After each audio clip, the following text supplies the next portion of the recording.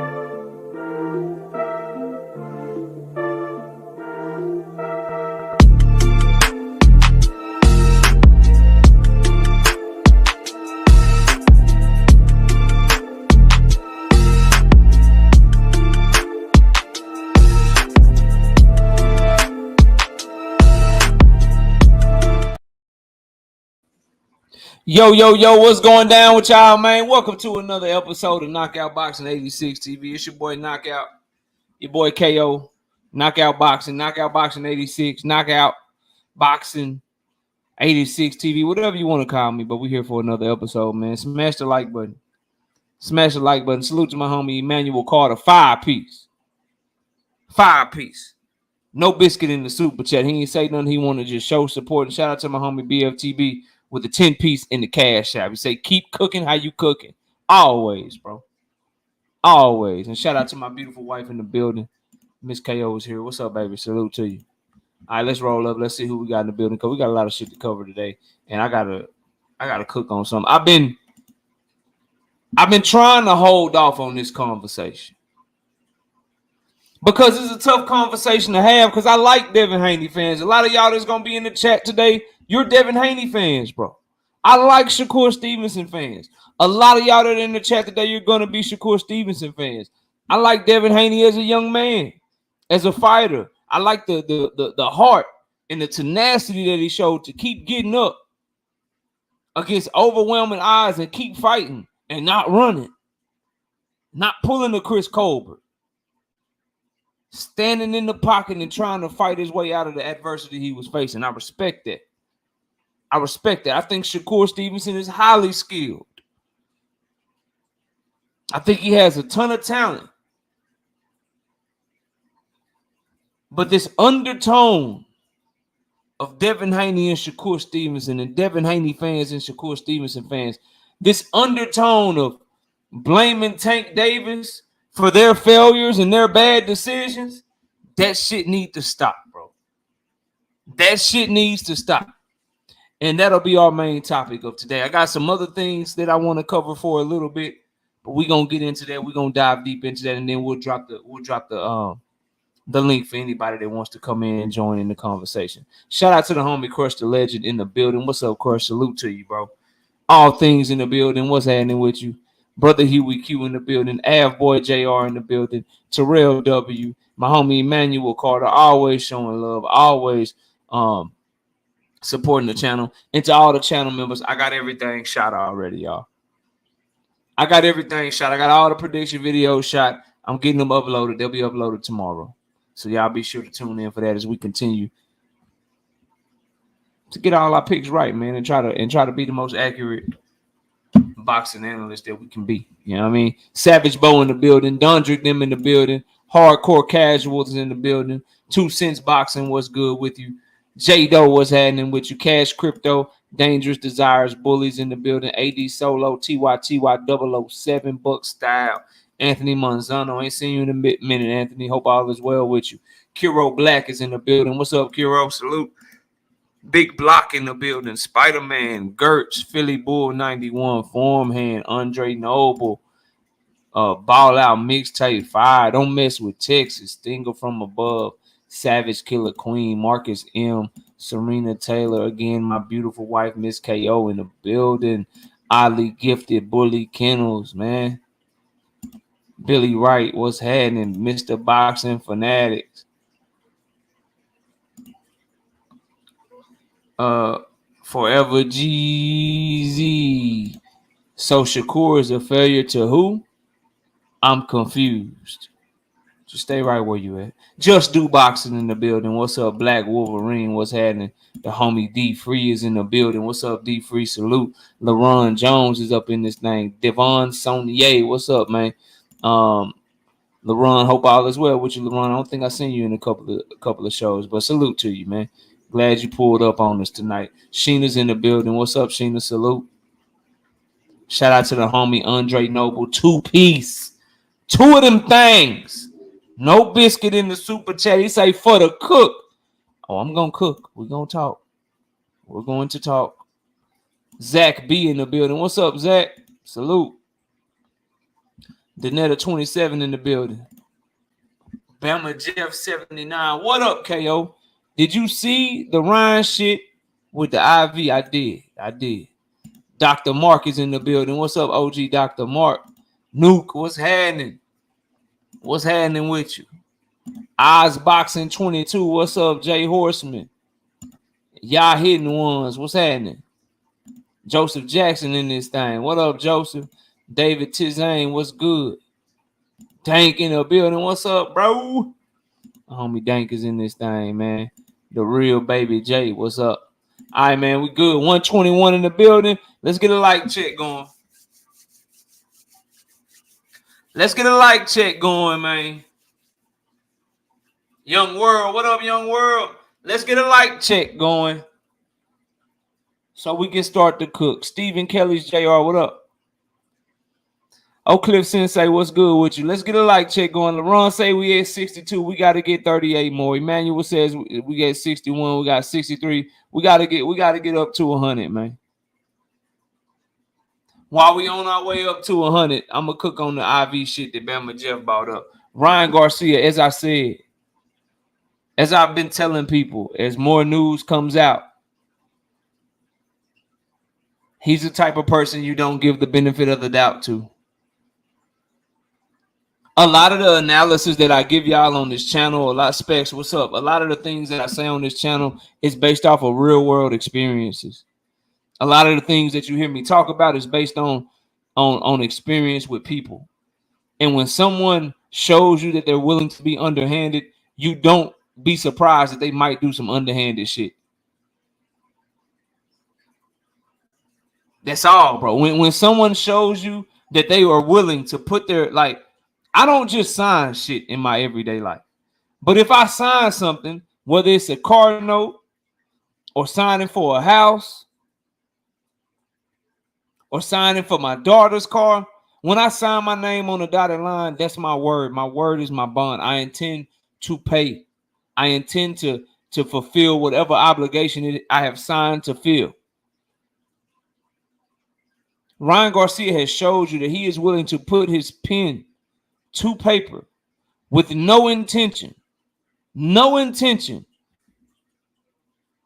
of adhering to the contract that he signed. It's just a absolute horrible type of person to trust, bro. It's absolutely horrible. If you'll put your pen to paper and you will purposefully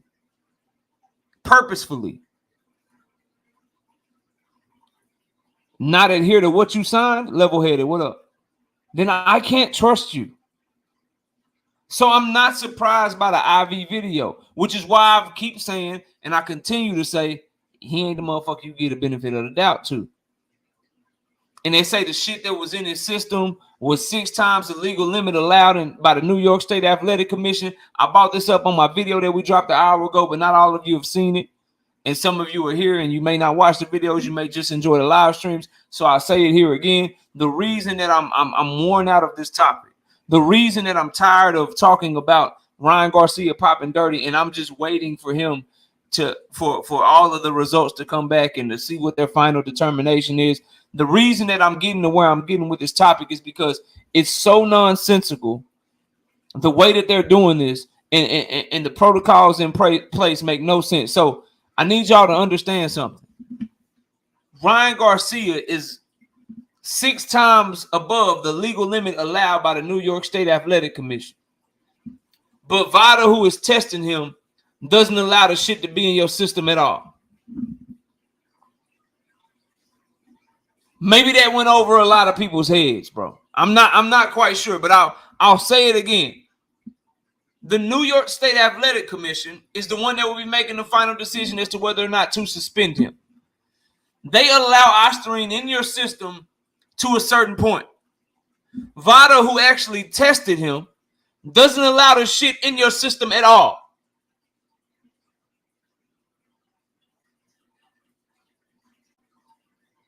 And the New York State Athletic Commission doesn't have to use what VADA found in their decision-making process, bro.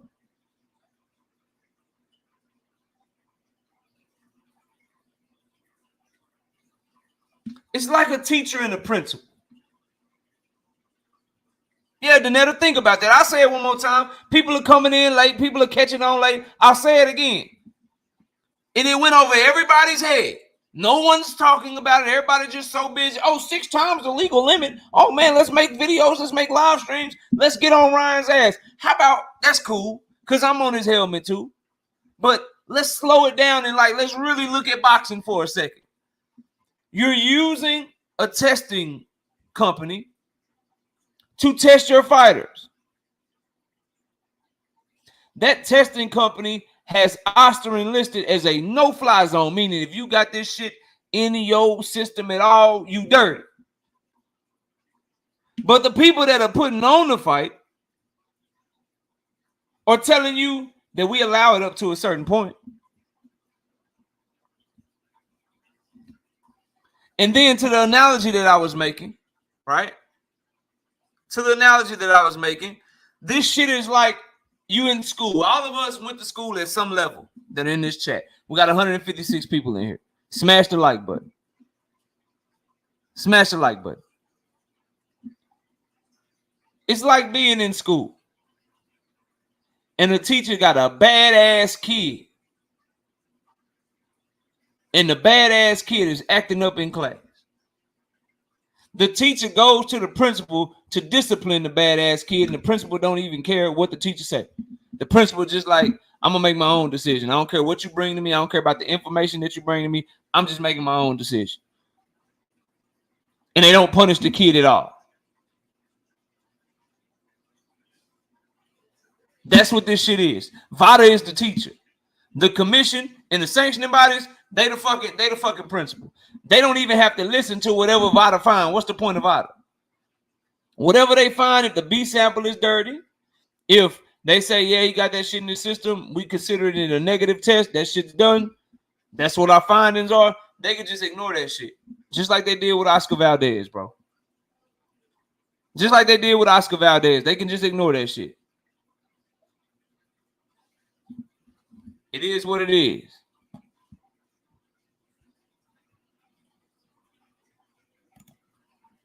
Truth says, was it performance enhancing, KO?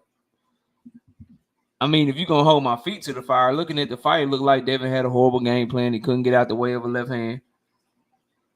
Ryan was faster than him. Apparently, they're saying the shit that was in his system based on the time that they tested positive and when he was clean and didn't have shit, they're saying that the shit don't matter. But the question that we have to ask, bro, like, weed can be a masking agent. There's masking agents out there. How we know that's what was really in this system, and that's not just what they detected because he didn't have some other shit in the system masking the shit. We just don't know, bro. We just don't know. And the fucked up part about boxing and the part that's sticking out to me is we will never know. This shit gonna come down to who got the better lawyers, who got the better behind the scene corruption money and all that shit. If it's Ryan and his team, he'll get off. If it's Devin and his team, Ryan will be disqualified and Devin will have that loss taken off his record, bro. It's just that simple. We'll never get a clear picture of this shit. And they don't want us to. Hunter on the Hunt, what up? MJ, what up? They don't want us to.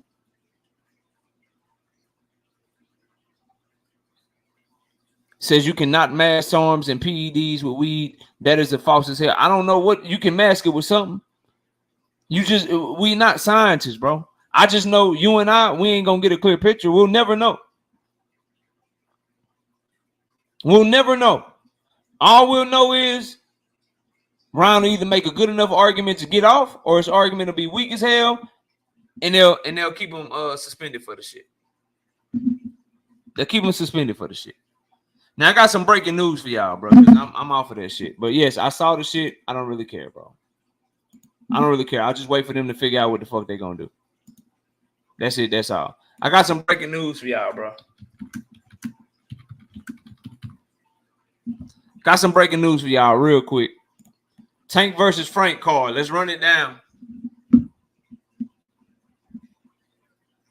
Val Henderson says Shakur Stevenson is the real king of 135, period. Shakur Stevenson, the best. I ain't mad at your opinion.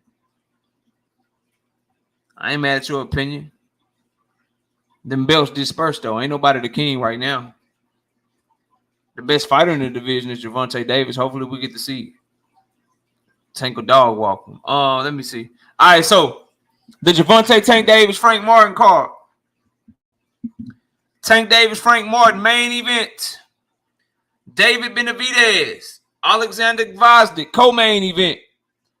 Stephen Coolboy Forton versus Luis Nunez. It's a good fight. Carlos Adames versus Terrell Goucher.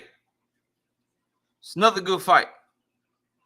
Elijah Garcia. I told y'all they was going to move this fight. Elijah Garcia versus Kyron Davis. Edwin De Los Santos still looking for an opponent for him, but it's looking like it may be Fradmil Makayo. And Gary Antoine Russell versus Alberto Puello. Now, one of these fights on this card pissing me the fuck off.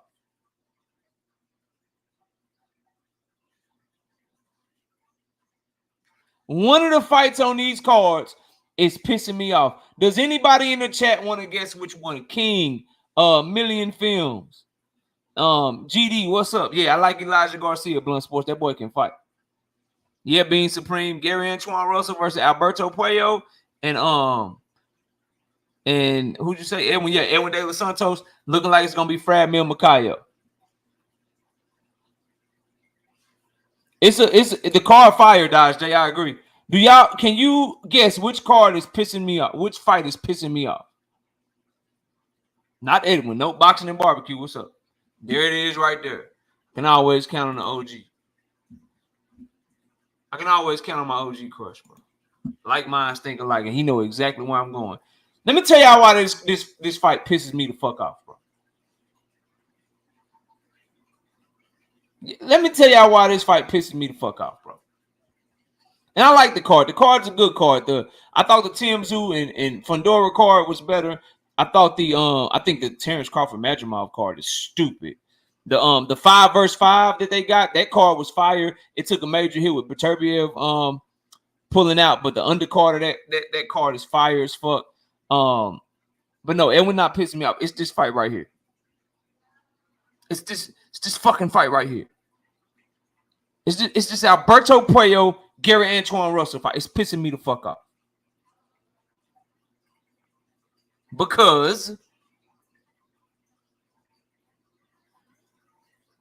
Gary Antoine Russell had the opportunity to fight Alberto Puello, but he said some weird shit, bro. He said, why would you fight him and like look when it's behind you, you don't look behind you, you keep going forward.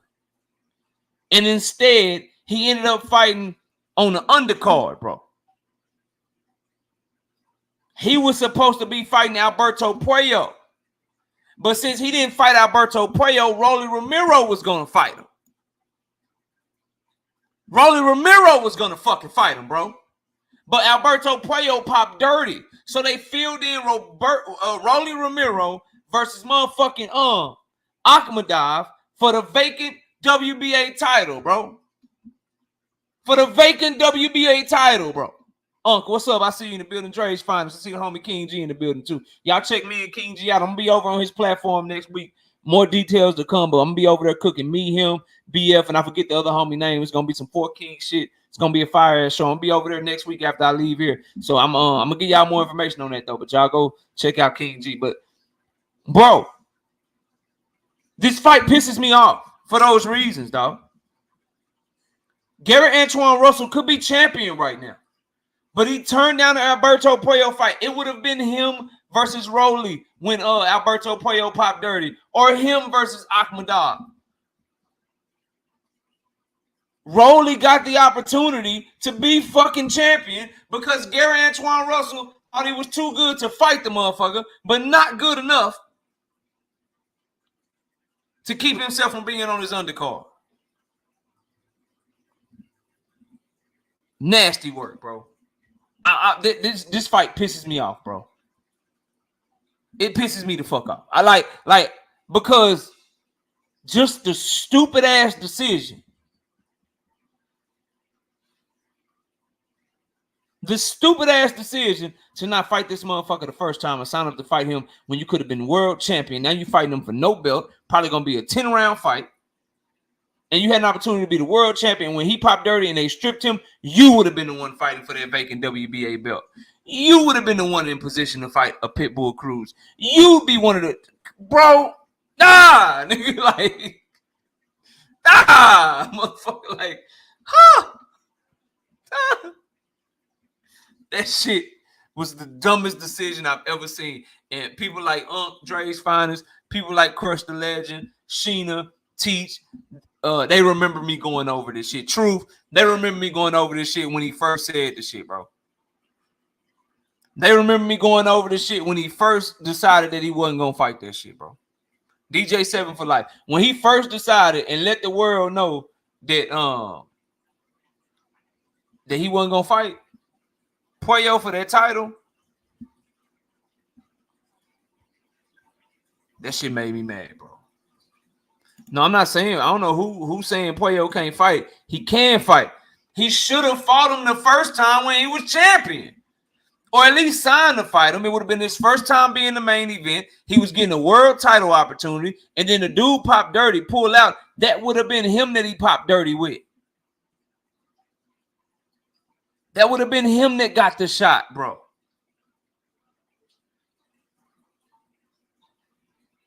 It's crazy. It's bad work, but the card is not bad. It's an okay card. Really, I mean, you got Elijah Garcia, Edwin De Los Santos, Carlos Adames, Stephen Forton, David Benavidez, Gervonta Davis. Yeah, that card is nice, bro. It's not mid at all. I saw somebody say it's mid. The card is not mid. It's a good card, but we have some better cards. It's not mid, Stinger from above. Tank Davis and David Benavidez on the card. It's impossible for it to be mid.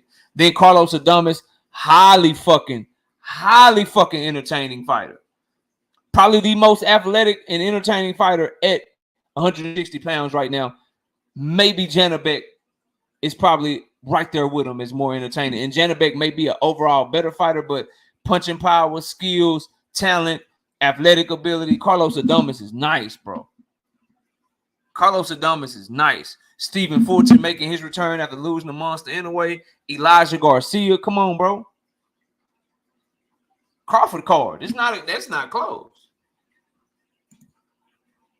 That's not close, bro. I'll never make that argument. See, you trying to get me into a debate you know I can't win. That's that bullshit.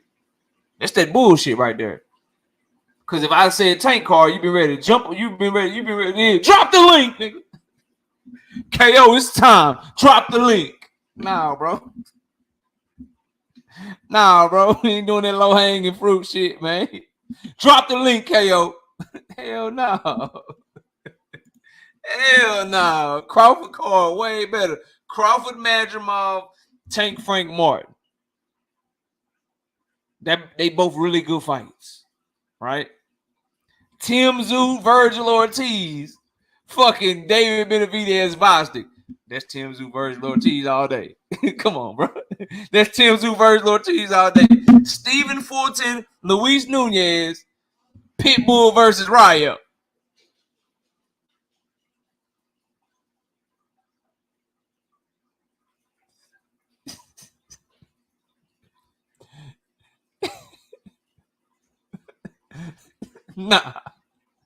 Nah, Crawford got the better card, dog. Crawford got the better card. Shit not close, bro. Shit not close. This is a good card. This one's more star-studded. This one is more, it's more star-studded with Benavidez and Tank, and everybody gonna be jockeying for Tank and wanting to see Tank bad. But yeah, the Madrimov Crawford card is the best card I've seen in a long time, bro. But I'm off of that. Shakur versus Loma. Bob Arum has come out and he has said that he want to make Shakur Stevenson versus Lomachenko, assuming that they both win they upcoming fights. Shakur Stevenson quoted the tweet, responded to the tweet, and say, demon time. Put the little demon on there. Yeah, I said that. Deontay Hall. Yeah, I said that. Adamas and Goucher. Yeah. Adamas and Goucher. It's a heavyweight card on that fight, on that thing too. Andy Ruiz and who Andy Ruiz fighting? He got a good fight too. Jarrell Miller. Yeah, I got the Madrimov card all day. That Tim Tszyu versus Ortiz fight.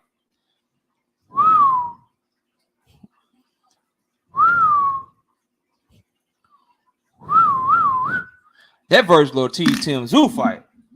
Yeah. Now anyway, back to what I was talking about though. Shakur Stevenson, Lomachenko. Bob Arum say he want to make Shakur Stevenson, Lomachenko if they both get through their next upcoming opponents. Shakur Stevenson says I'm on demon time with this shit. You know what I mean? I'm ready for that shit. That's what I want. That's what they've been asking for. Anybody still want to have that conversation about Shakur Stevenson not signing back to Top Rank? Yeah, I still want to have that conversation about how he was just blowing smoke when he was talking about Tank and talking about Devin and talking about entertaining offers and I'm gonna be a free agent and all that shit. Y'all want to talk about that? Loma is for sure elite at 135 pounds. I'm just saying, let's push that shit then. Like, that's what he really want. And everything else is a clout chase. That's what he really want. And everything else is just him talking. It's just him talking. So I like the fight. I think it's a good fight. But I'm telling y'all right now, bro, I'm not going to forget that this news came out before Shakur even fought. Before Loma even fought. I'm not going to forget that Bob was like, yeah, I have no doubt we'll be doing business with Shakur. I'm not going to forget that. I'm not going to forget that Bob Arum is just out here saying, I'm going to make this Shakur, this Loma shit. I'm trying to make the unified fight. I'm not going to forget that Shakur love the shit. I'm not forgetting none of that shit, bro. I'm not going to forget none of that. I just want y'all to remember that shit too. So when Shakur getting ready to fight Loma, he starts saying, yeah, I'm ready to fight Tank right now. Shit, you know what I'm saying? I'm just waiting on him to send an offer. I need y'all to remember that the nigga signed the Top Rank and didn't go do shit over here to see what was up with a Tank fight. I just want y'all to remember that shit. That's all. I just want you to remember the little narratives and shit that people like. I just want y'all to remember, bro. I don't want to have to do this shit. Him and Loma is a great fight. It's a damn good fight. He deserved that fight. He been asking for that fight. So salute to him. Go get that shit. That'll make you a bigger name and maybe get you a bigger split. Maybe let's see how you sell on pay-per-view. Devin fought him on pay-per-view. Let's see how you look on pay-per-view with Loma. Devin did a pretty good gate with him. Let's see what type of gate you do with him.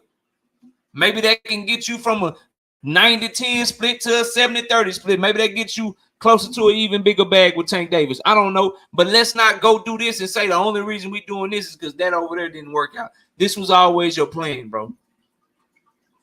And until it ain't mob ties for life no more, stop talking to me about what that boy gonna go do, man. He got to find a way to be able to do some business with somebody other than Bob, because Jay Prince got them boys on the string over there, man.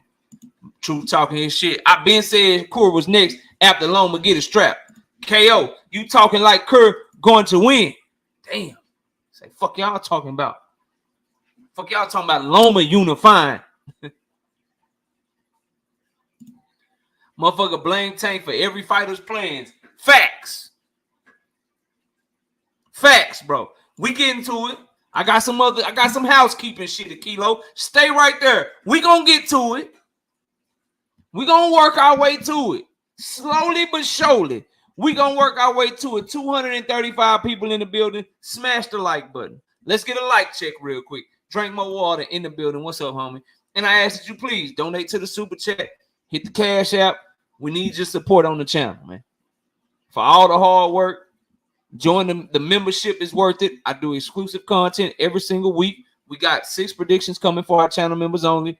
And drop the super chat, man. I take time out of my day to do these live streams, shoot these videos for y'all. So please support the hard work. Adarius Warren Fareed, what's up with y'all? Please support the hard work. I really would appreciate it. Now, moving on from Shakur alone. From Shakur alone.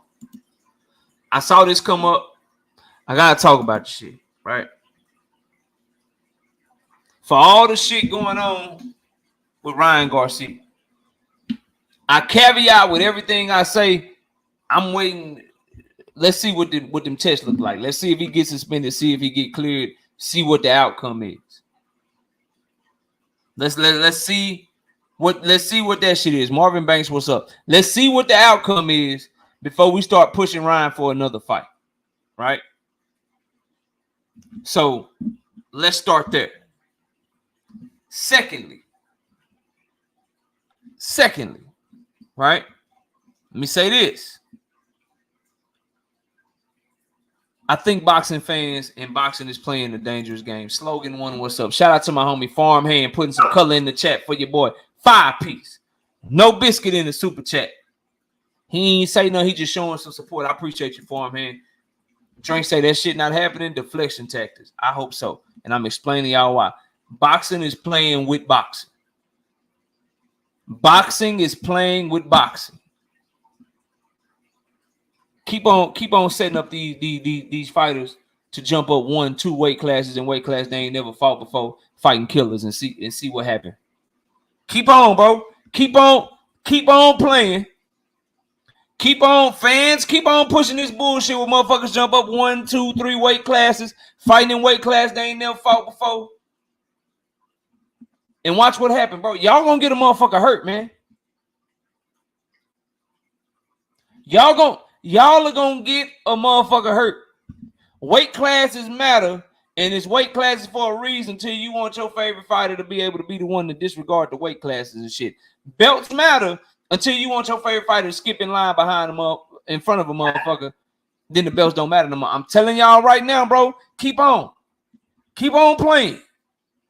Keep on thinking motherfuckers can just move up and just, I'm move up. I'm fighting the best guy. Okay, then keep on, bro. Keep on thinking MMA fighters. I want to see Sean O'Malley versus Tank Davis. Okay. All right, then. All right. Francis Ngannou versus Anthony Joshua. Keep on doing this shit, bro. Keep on pushing this bullshit, man. Keep on thinking it's okay.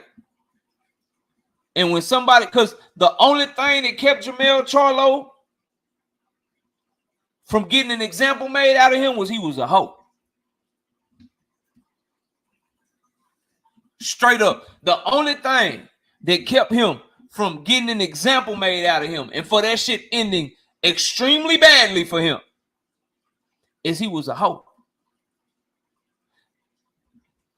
Get one of them motherfuckers in there that's not a hoe that's gonna think, oh, I'm gonna stand and fight. I'm a dog. I'm gonna stand and I'm gonna fight this big motherfucker. Okay. Keep on. Boxing and barbecue is the truth. It's the only thing, bro. It's the only thing. It's the only thing that kept him from looking like a meme. That kept him from getting totally fucking obliterated and embarrassed. He was embarrassed mentally and emotionally. He had to run around the ring like a hoe, but that's the only thing that saved him, bro.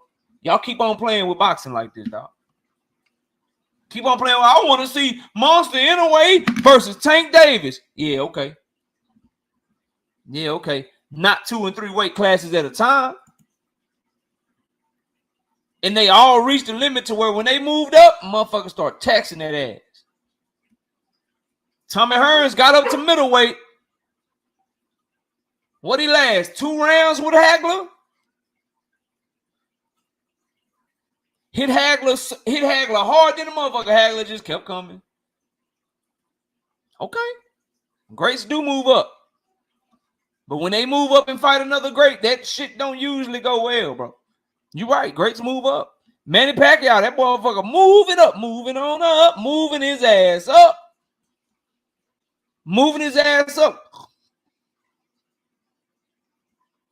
Boy, face planted. Face planted against Juan Manuel Marquez. Y'all keep on playing. That's all. Keep on playing. Shout out to the homie Young World with the 5-piece in the super chat. Says, Garcon. Good cooking tonight. Salute to the chat. Salute to you, Young World. Appreciate you pulling up.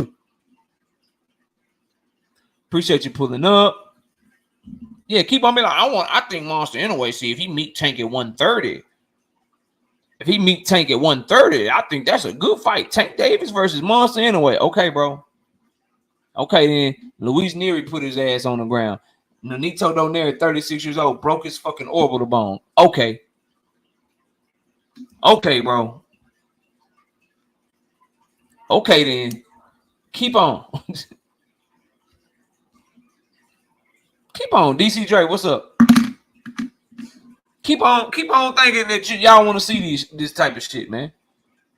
Errol Spence versus fucking Ryan Garcia. Nah, I want to see Ryan Garcia since he fought at welterweight his last 2 fights. Get your ass in the ring with Jerron Boots Ennis. Shit, fight Mario Barrios.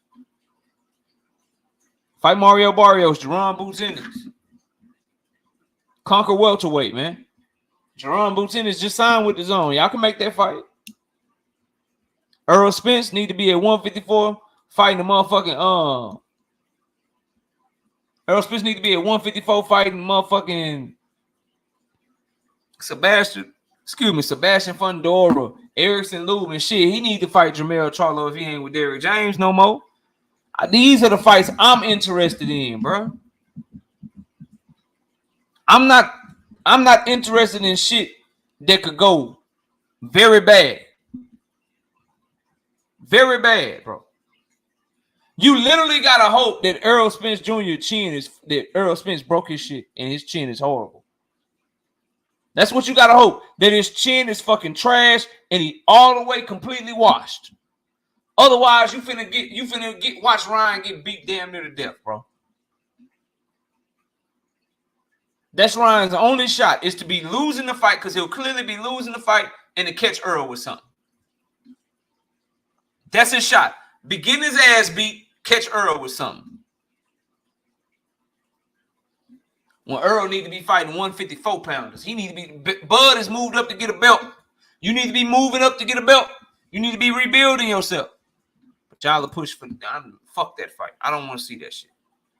Ryan Garcia versus motherfucking Jerron Boots Ennis. And it's the other thing I don't like about it. I'm gonna go to that comment in a second. It's the other thing I don't like. Ryan Garcia is on that looking for shit. He want to fight Earl Spence. Earl Spence came off the car accident. Terrence Boyd Crawford just fucked him up last year. So he think he got one with Earl.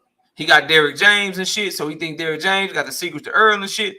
He got some. He think he got some. Then he want to fight Pitbull Cruz, and he want to fight Shakur Stevenson at a catchweight at 143. Why does Ryan Garcia want to fight dudes that fight in the weight class that he can't make? I'm not buying that shit. Fuck that. Fight at welterweight. Fight at welterweight. I'm sure Boots will oblige your ass. He called your ass food. You ain't got nothing to say with him. Earl said he gonna beat your ass. You got something to say to Earl. Boots say he gonna beat your ass. You act like you ain't see it. Matter of fact, if all of y'all that got a Twitter, right? Do me a favor. I don't ask y'all to do a lot of shit. Y'all know I don't. Do this shit. Don't leave the chat, bro. Don't leave the chat. But everybody that got a Twitter right now, go to Twitter, tag Ryan Garcia and say, why you don't want to fight Jerron Boots Ennis? He'll respond to one of y'all. Everybody bombard that motherfucker and be, hey, why won't you fight Jerron Boots Ennis? Why you ain't calling him out? See what that motherfucker do. We got Nick J coming through in the chat. She said, why you think LB keeps saying Tank can make 130? Because he trying to sell to us how good a shape Tank is in. But you know they interested in that fight. I didn't say Suits ain't interested in Inoue and Tank. That shit is a mega fight. USA and Japan going dumb. USA and Japan going stupid. That shit, man, they sell that shit over there in Japan. Boy, they gonna stay up till 4, 5, 6 in the morning to watch Monster over here. They gonna go dumb with the pay-per-views. And the Japanese Asian community here in America, they getting behind Monster. You know, Tank got his fan base. They think they doing numbers. The Suits gonna want that bitch. From Tank's side. I don't think Bob Arum want that shit, though. Bob Arum shooting that shit down because he know what Tank gonna do to that boy. That boy too little. That boy too little. I ain't trying to see that shit. That's like, yeah, man. I want to see Tank Davis versus Cool Boy. What the fuck? What? Tank Davis versus. All right, it's like this, bro. Tank Davis versus Monster Inoue. It's like asking for Devin Haney versus Virgil Ortiz.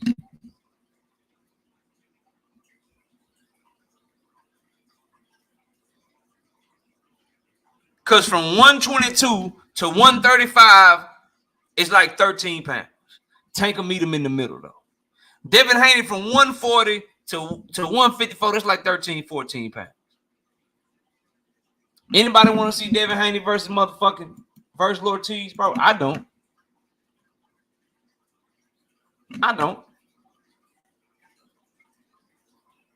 Yeah, bro. He bigger than Tank. Monster Inoue ain't bigger than Tank, bro. He not bigger than Tank. That's an easy question. Tank versus Ryan. Tank versus Ryan. Tank versus any of these other Black American fighters. Tank versus Ryan will be his biggest fight. He fight Frank Martin. That's not doing the pay-per-view numbers he did with Ryan. He fight Shakur. That's not doing the numbers. Devin is not doing the numbers. The only one that got a shot is if it's him and Teofimo because of the different fan bases. Because you got to give the Latinos, which is a huge population of boxing fans, you got to get them somebody to root for. When you got two Black American fighters, they don't really give a fuck. They don't really give a fuck. I think there's more competitive fights than Tank versus Ryan, but Tank versus Ryan, fucking huge. Pitbull too, yeah. Pitbull is starting to make another name for himself. Pitbull will knock out one of these champions. Like if they somehow make Pitbull and Devin and Pitbull win, shit. Tank Pitbull going dumb. Going dumb. If he can beat another name. See, that's the problem. Rolly got a little bit of a name, but everybody know Rolly trash. If Pitbull can beat somebody that people feel like is good, Tank Pitbull is stupid. Going stupid. Zapeda's another one. Yeah, see, people like that, bro. Those are going to be big, huge fights for him. Mega money fights. You let somebody like Zapeta fight Ryan first, and if he beat Ryan, or you let Zepeda fight Devin at 140. Yeah. Those are the types of fights that'll be huge for Tank, y'all. Demographics matter. Where you the fan base you tap into matter, which is part of what we're talking about tonight when we get to the main topic. But Tank, Shakur, Devin, they all got the same fans. Black American fight fans. So their fights are not going to be as big. That's why Earl and Bud, they pulling from the same core fans. What ends up happening, you get Canelo and Jermell Charlo in a fight that nobody anticipated, nobody cared about, nobody thought was going to even happen, nobody knew was coming, and they do just as well. They do just as well as in a fight that wasn't even anticipated at all as a fight that was anticipated for 4, 5, 6 years.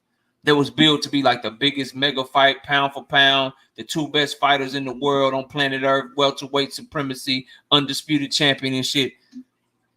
Canelo Alvarez pulled up a 154-pounder who only time on pay-per-view fucking flopped with him and his brother, and he did the same numbers that Earl and Bud did. If that's not a case study for your ass, I don't know what to tell you. Tank and Ryan, the exhibition fight, the fight that was the exhibition,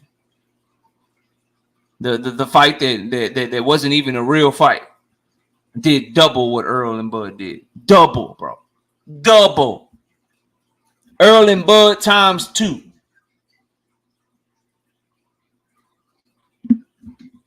So yeah,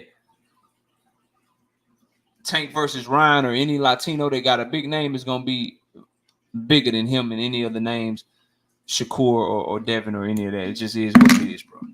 It just is what it is. Moving on, though. Devin Haney seeking to have Ryan Garcia disqualified, bro. According to Eddie Hearn. Eddie Hearn say this.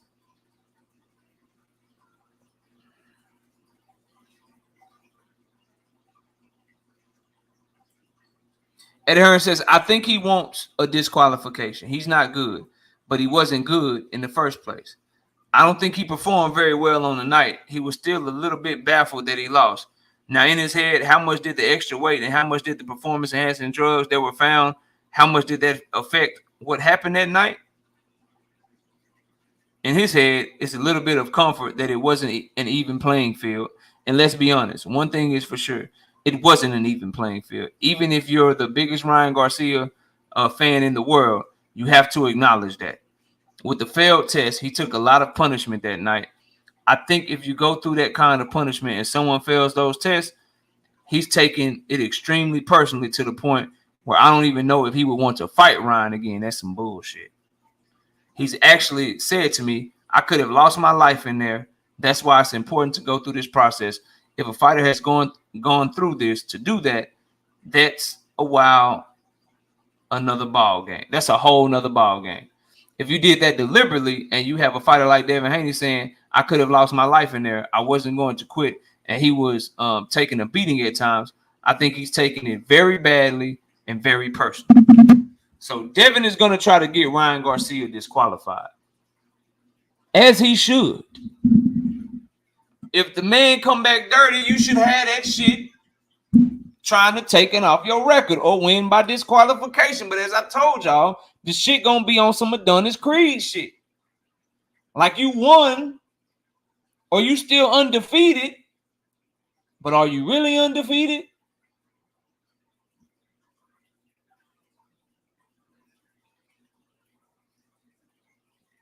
Are you really undefeated?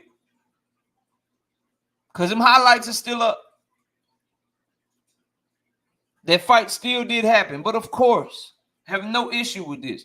They should seek, if he is dirty, if they find him guilty, Devin Haney and his team should seek any and everything they can to get up off of Ryan and get that loss taken off their record.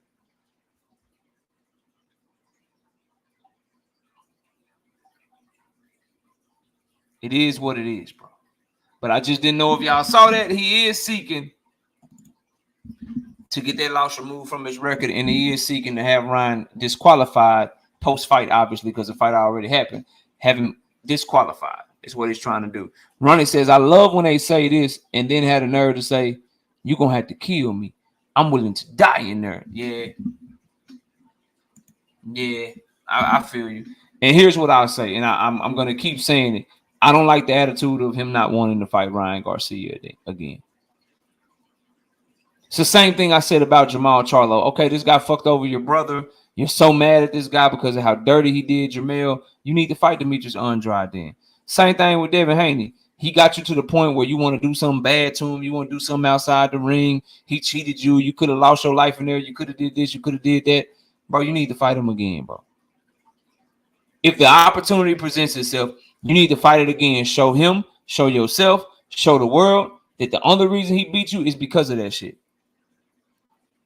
The only reason he beat you is because of that shit. That's what you need to do. That's what other fighters have done before you. I don't like the attitude of not wanting to get your get back, man. Victor with the 5-piece in the super chat says, and then the other thing is, like, people act as if Devin had no shot in the fight or he was just getting obliterated and pummeled. Devin had moments in that fight where he was outboxing Ryan. He outboxed Ryan in the middle of the fight. He lost the first round clearly, won rounds 2-6 clearly, and then it got dark for him in the back half of the fight. And it got dark for him because he was getting caught. But he had moments where he was outboxing, when he was moving and he was feinting and he was jabbing. He was having moments. And he was winning rounds. It's just that every single time Ryan breathed on him, he hurt him. So if he can avoid the big shot, if he can find a way to take that away, Devin has a shot to win a rematch, bro. So I don't know why you wouldn't just want to be sharper. Make sure this motherfucker don't have no shot to cheat and all that shit. And if he don't make whatever weight y'all agree to, you make sure you pull out the motherfucking fight, and you go in there and you get your get back, bro. And that way, that's the only way that he's gonna undo. It's not gonna be through disqualification. It's not gonna be through dragging Ryan Garcia's name through the mud. It's not going to be through Ryan Garcia being found guilty. The only way that Devin Haney can untaint that shit and make that shit go away is by getting in that motherfucking ring again and beating his motherfucking ass. Shout out Victor with the 5-piece in the super chat. He says, thank you for Devin's success. Get that clown out the game. You talking about Devin the clown or Ryan? I think Ryan more of a clown, but I think that's what you're saying too. I just want to make sure I understood you. Shout out to the homie Victor though. Fight Game say you can't unwhip that ass. That's what I'm saying, bro. The psychological, physical shit. Like, you still took them punches, bro. You still took them punches. You still took them fucking punches. It's not the head movement, bro. It's not the head movement. It's not the head movement. It was the lack of feints. Everything Devin did, Ryan reacted to it. So you get him to react, and then you get your shit off, then you get back out. Get him to react, then you get your shit off, then you get back out. Ryan was trying to counter everything. He was trying to throw his hook over the top of Devin's jab. But you feint his ass, then you get your work off, you get back out. When Ryan go into that shell, you jump over to your left, take that angle, you get some shots off, you get back out. You make him pay for going into that shell, turning his motherfucking back against you. And then guess what? That's enough to win the round right there. Think about it. In them rounds where Ryan would turn his back and do this shit, when he would turn his back and do that shit, instead of looking at the ref, you take that angle, you do some scoring, and you get the fuck back out. Get the fuck back out. You keep feinting. You keep feinting. Get your shit off, get back out. Bro, 2 through 6, go watch it. 2 through 6, watch it. Shawnee D, what up? Go watch 2 through 6. So that's why I don't like him saying I wouldn't rematch him. I wouldn't do that. Listen, bro, you're not finna shoot nobody. You ain't finna kill nobody outside the ring, so you might as well get M's, get your get back, and you can erase that shit. That's the only way, though. Just like I told y'all, if Shakur won what Tank got, if Devin won what Tank got, the only way to it is through him. You got to beat his ass. All that extra shit, not gonna fly. All that other shit, not gonna fly. It's not gonna work. You got to beat that man. You ain't never gonna get to where he at until you beat his ass. And even then, that might not be enough, but that's your only shot for sure. Nothing Ryan did affected his Dev's inability to move his head. I read that already. Let's get a like check real quick. Let's get a like check. Let's get up to 200 because I tried to stay away from this topic, but people keep asking me about it, so I'll talk about it for a little bit. This topic makes me uncomfortable, but I will talk about it for a little bit.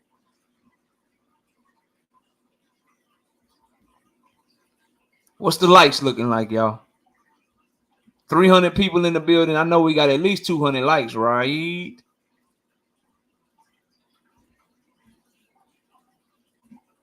$179. Can we get to 200 real quick?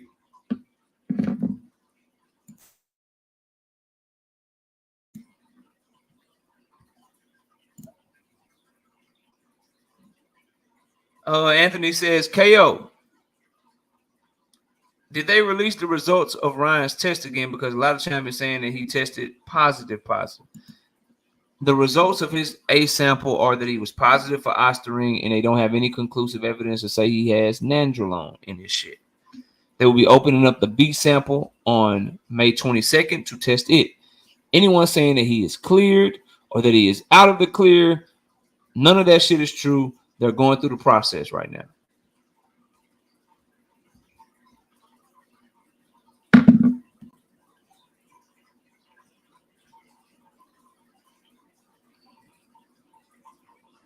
Okay, that's what's going on, bro. Where we at on the likes? 200. Let's go, man. I need to get up to 200, then we can keep this shit going. I got to talk about this for a brief second. Makes me uncomfortable to talk about it, but I'll talk about it for a brief second.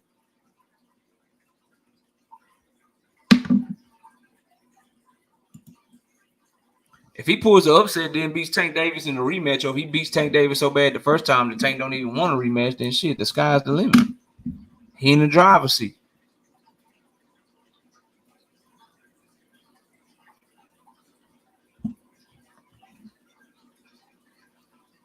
We at 200 yet, 195. Got to get to 200, man. Y'all got to get to 200.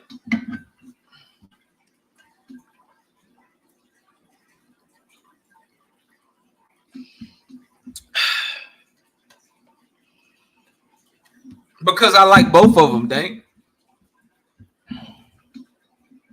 No. I don't think she frying nothing. I mean, it's public knowledge and shit, and you know.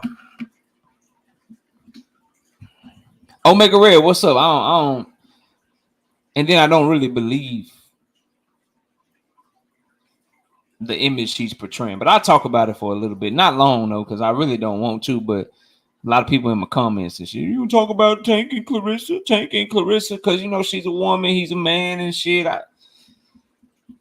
201. All right, so for those y'all under a rock, Tank Davis called Clarissa Shields Gervonta man, and he had a little gift where he was comparing her to a little puppy dog. You know what I'm saying? Basically, he thinks she ugly as hell.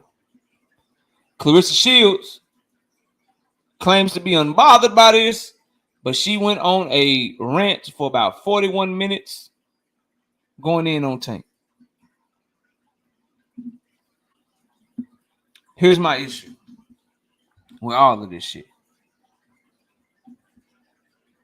I think both of their feelings is hurt, bro. And I gotta be careful what I say because I got a beautiful wife, I got 2 daughters, and I don't want to come across chauvinistic or sexist or anything like that. I think both their feelings got hurt, and I think hers more than his. He didn't like her with the short jokes, picking Shakur to beat him and all of that shit. So he was like, okay, you ain't fucking with me. Stay the fuck on that side. I ain't fucking with you. And her, She ain't like that he took it so personal and called her ugly and shit, and so now she going off. Because I know she don't really mean what she's saying, because just last year she was complimenting a nigga, called a nigga a dog, and after he beat Ryan was talking all praises about him and shit. After he beat Hector, she was like, Tank is a dog.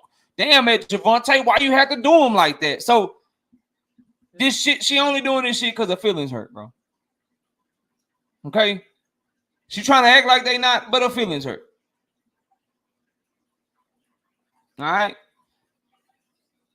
She cares what people think of her. It's her image and shit. So I just like talk behind the scenes because man, woman beef, like I ain't fucking with it. You know what I mean? Like two dudes, okay, y'all can fight, y'all can get that shit on, but I just know that that's all coming from a place of hurt feelings. Like she can try to act like it's not. He can try to act like her picking Shakur didn't bother him and shit. It clearly did. That's why he calling her ugly, because he wasn't calling her ugly when she was complimenting. She ain't start getting called ugly until she started rocking with other dudes to beat him and shit.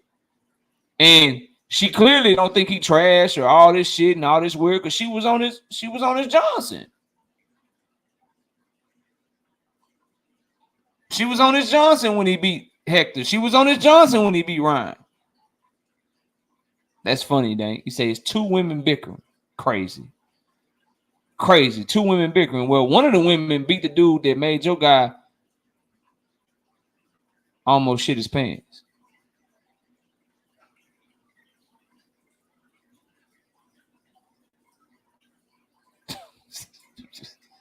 I mean, it's two women bickering. Right? One of the women made the guy quit who made your guy almost shit himself in the ring. I don't know. I don't know, bro. I don't know, Dank. I don't know, bro. I'm just saying. See, now they saying I went too far because of you, Dank. Why'd you start this shit, bro? Trey Skills, what's up? Why'd you start this shit, bro? You started it. I just responded. Now I'm the bad guy. I'm off of this shit. I don't want to talk about this shit no more. Now I'm the bad guy and shit. Now I'm the bad guy. You started it. You started it, and now I'm the bad guy, bro.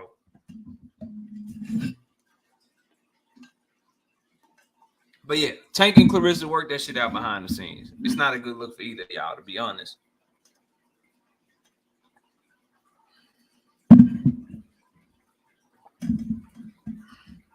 We just talking a little boxing.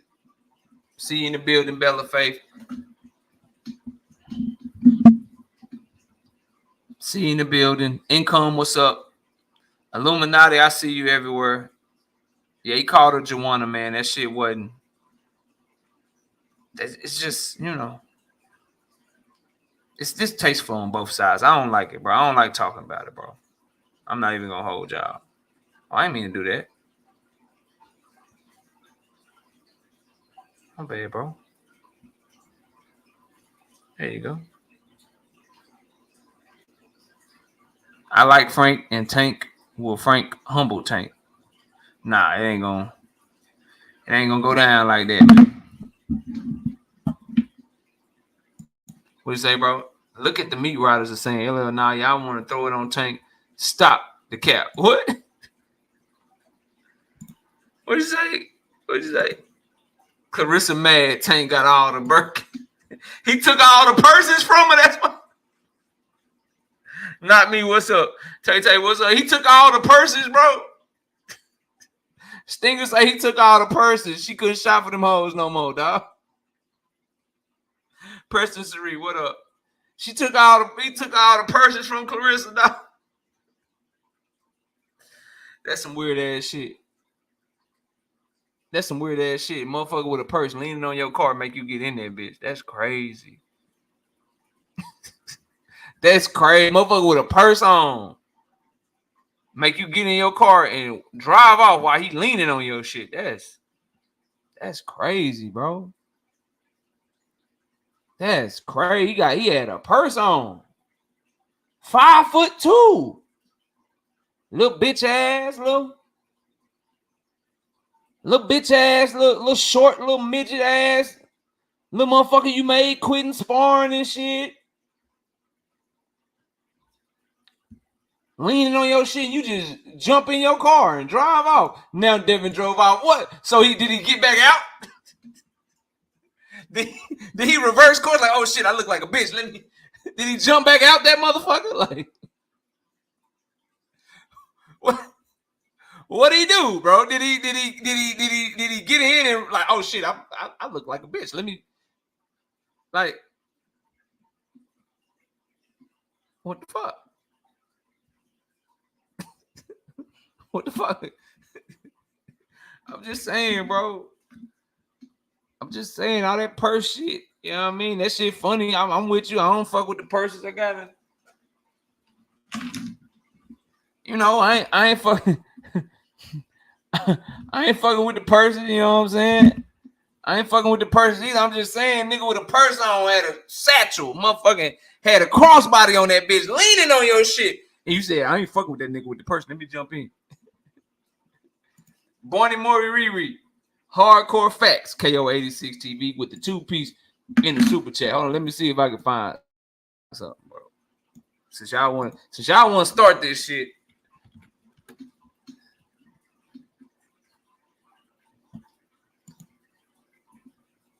He would post a lip spar for 30 minutes. No, he wouldn't.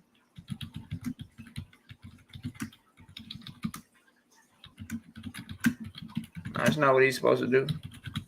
Y'all, why y'all keep bringing this shit out of me? I'm trying not. I be trying. Hold on, let me go on mute for a second.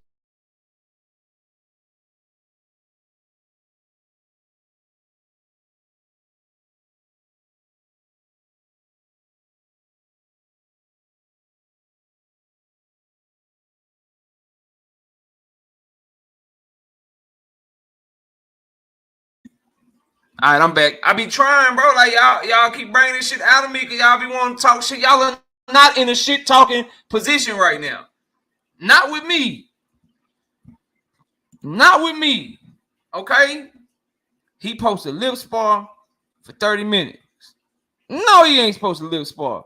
Was it a purse or a merce? It was a purse. This is what I'm saying, bro. This is all I'm saying to y'all, to all my Haney fans in the chat. All I want to know is, because y'all never answer the question, y'all gonna answer this goddamn question. Can somebody tell me why is it that Tank Davis don't look like this?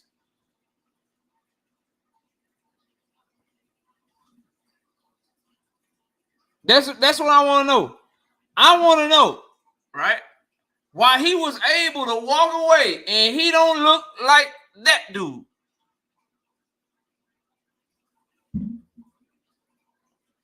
Or did Devin Haney fire his security guards for being too goddamn aggressive and he got some new security guards that let people push all up in his personal space? Why they don't?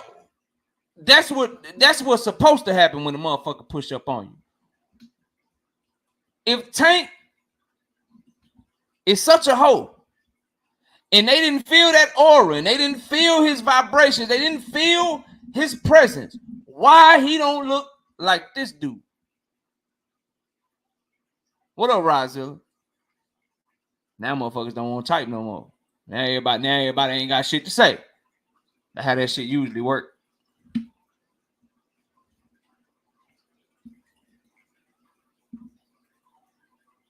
Why don't look like that?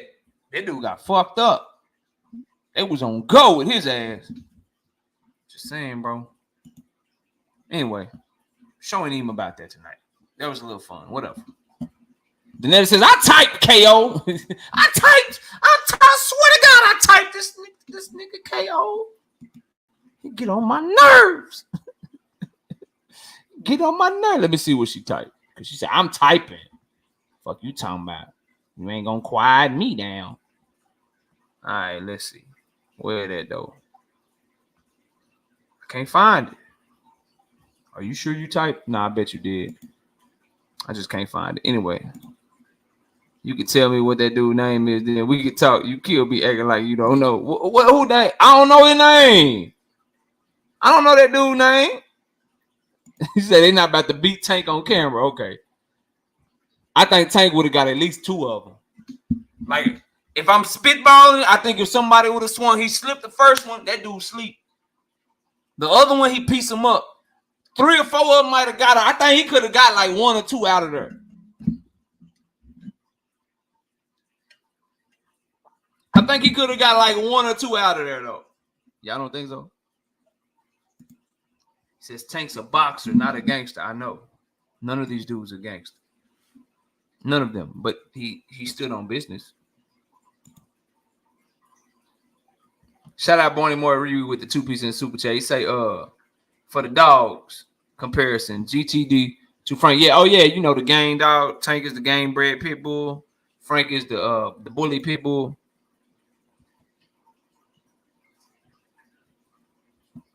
You know what I mean? I know you don't. That's why his ass got beat up. Because they knew they had one. His ass got beat up because they knew they had somebody that was a hoe in front of them. But when Tank got in front of their ass, they knew it just talk. We can't, this motherfucker, we can't hoe him out like that. Because motherfucker would have been sleep around there. That's all I'm saying.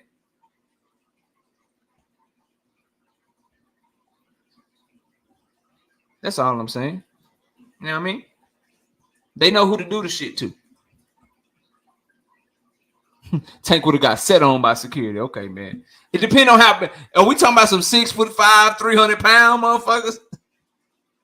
Or they average normal size humans like the humans that I saw in the video? Like, we really got to break this shit down. Are you talking about some offensive linemen?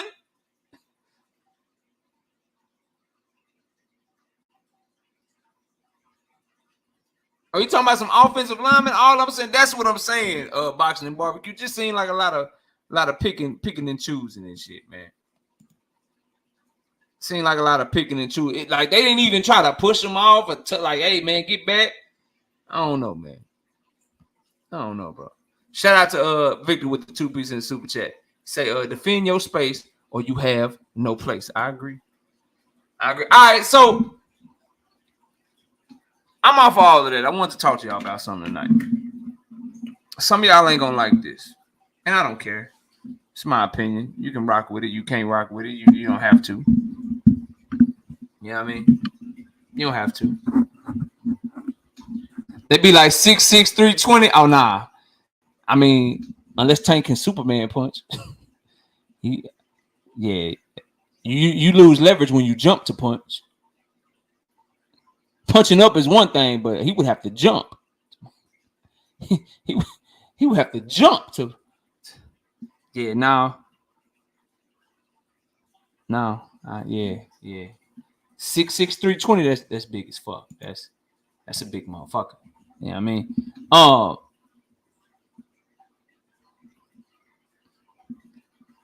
you talking about? Man, Cal, you about to whoop Tevin. Don't touch me. Come on, bro. They had to keep that boy off Tevin ass. Boy, stop. They had to tell you, don't touch me. And go what they do. Everybody stop touching him. Niggas know what's up, man. Y'all know what's up. Y'all gonna stop playing with the best fighter in boxing, bro. Running, y'all gonna stop playing. He about to run through all of y'all, man. All your favorites, bro. You know what I mean? All your favorites. This boy on some Mike Tyson punch-out shit. Damn, Drink. You took me back with that one. You got Dallas winning tonight, KO. We win every night. Yeah, I got my Mavericks winning, bro. But don't, like, if you, like, looking for some serious advice, I'm fanned out over everything except boxing. So all things Dallas, I got them winning. We going to win the Super Bowl this year. The Mavericks are going to win the championship. The Rangers are going to win the World Series, bro. I don't even know what's going on in hockey. Is hockey still here right now? Shit, the Dallas Stars is winning that shit. They winning that shit. You know what I mean? We got Boxing Hacker with the 5-piece in the super chat. Say it's funny. Tank was talking about Devin during his fight promo. If it was Dev, y'all would say using Tank's name to sell the fight, the double standard. When did he bring up Devin during the press conference?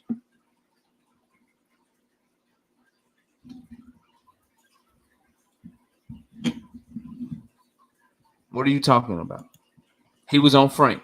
The only time I heard him allude to Shakur Stevenson and Devin Haney was when he was asked about them in the $1 million worth of game interview. You tried, bro. You tried, but that's not true. I appreciate the support, Boxing Hacker, but that's just not true, bro. That's just not true.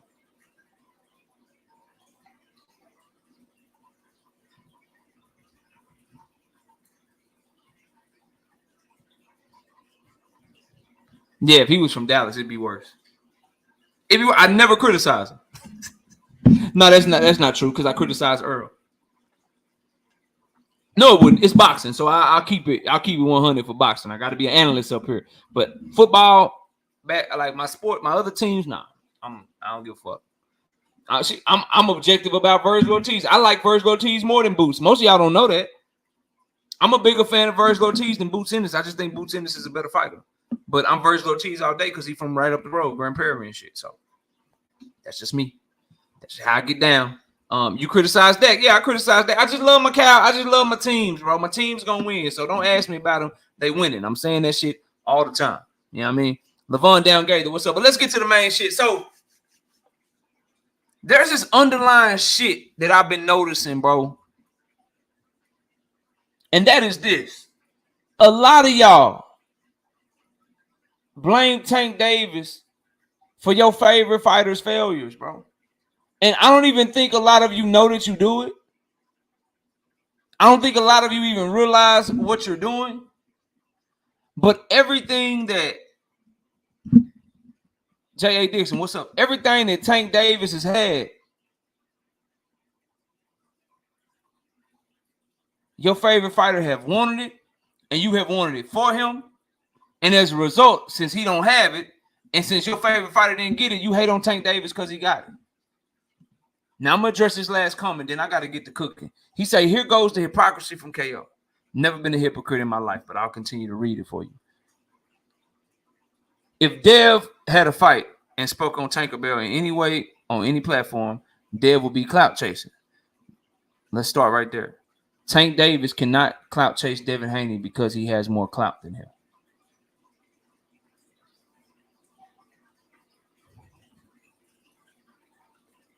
How can you clout chase someone that you have more clout than? Devin Haney brought up Tank Davis all the time. You can't, again, name one fight since Devin has been a champion where he didn't talk about Tank Davis more than his opponent. You can't clout chase a motherfucker that you have more clout than, bro. It don't work. Like, clout is power. Clout means influence. Look up the meaning of the word, bro. He has more clout than Devin, so how can he clout chase him? He can hate on him. He cannot give him his credit when his credit is due. He can unjustly criticize him. He cannot clout chase that man because he has more clout than him. That makes no sense. The second part, he says, Dev tried not to speak on dude and was asked, KO said Dev, scared. I don't know what you're referring to, but I would assume when he was asked who he want to fight, and he had to be reminded that he wanted to fight Tank Davis. The issue that I have, bro, and I've made it very fucking clear, I don't know why it's so hard for some of you. I have no issue with Devin calling for Tank. I have an issue for him calling for him when he know he got to fight. That's what I have a problem with. Call for him when you are free. For instance, case in point, Bama Jeff, since you're typing at me, why isn't Devin calling out Tank Davis right now?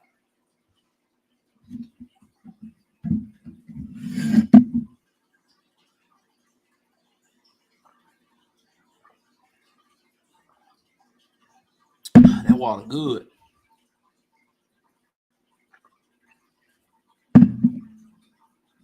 Case in point, Devin doesn't have a fight coming up. Why isn't he calling out Tank Davis right now?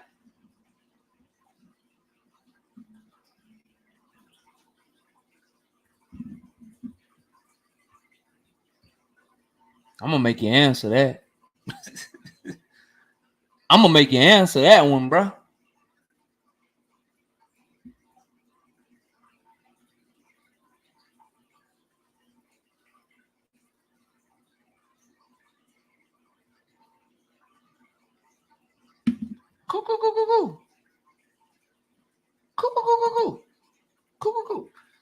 Bro, you're trying and you're failing.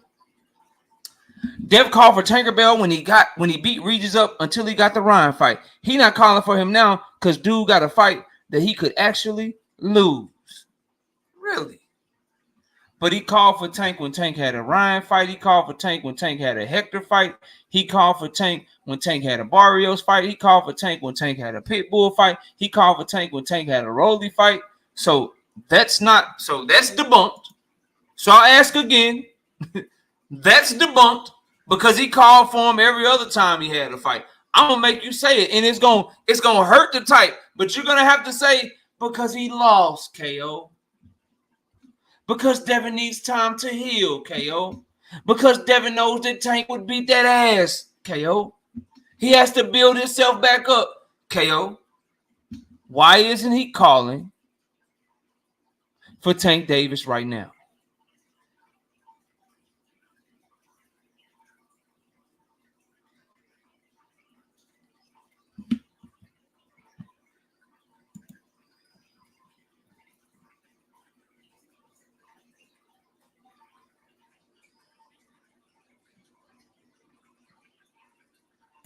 GM with the 2 piece in the super chat. Can we talk about pound for pound fighters only? Damn, so he don't even want to talk about Devin. Boxing Hacker with the 2 pieces in the super chat. Dev is suspended, so he can't call for Tank now. Really? Really? So him being suspended keeps him from calling for a fight? Did they suspend Devin Haney when he hurt his shoulder? Well, y'all cooked. Oh my God, y'all cooked. When Devin Haney hurt his shoulder, remember the last knockout he got? He fucked his shoulder up in 2019. Did they suspend him? Did they suspend Devin Haney when he hurt his shoulder? I need to know. I know why you don't want to answer, and you know why you don't want to answer. Did they suspend him when he hurt his shoulder?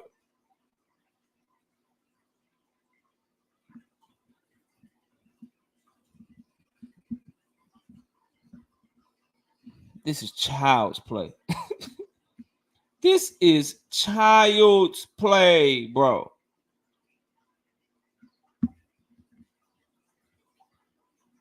Did he get suspended in 2019 when he fucked his shoulder up? Boxing Hacker. If you don't know, just say, I don't know, KO, and I'll answer it for you.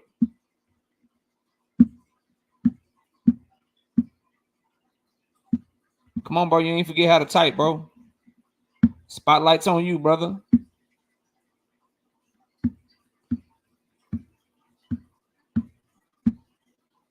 He has never been suspended indefinitely before.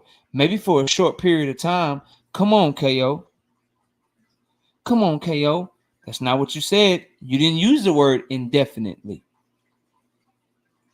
Indefinitely means there's no timeline. So you could be suspended for 2 weeks, 3 months, 6 months.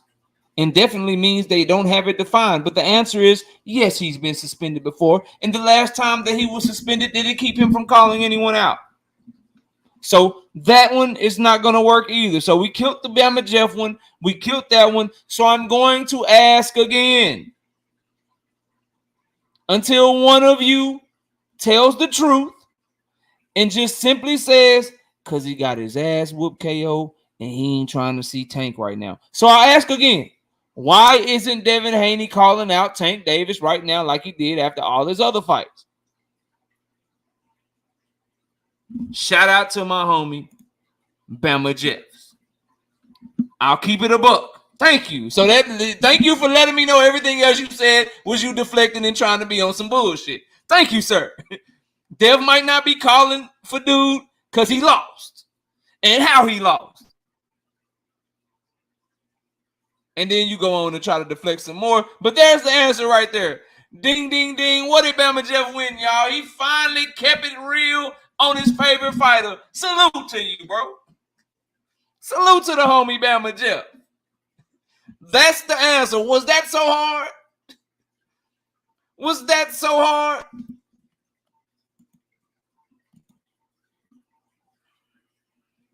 Anyway, Moving on. I'm off of that shit. I'm done talking. I want to talk about what I'm talking about, bro.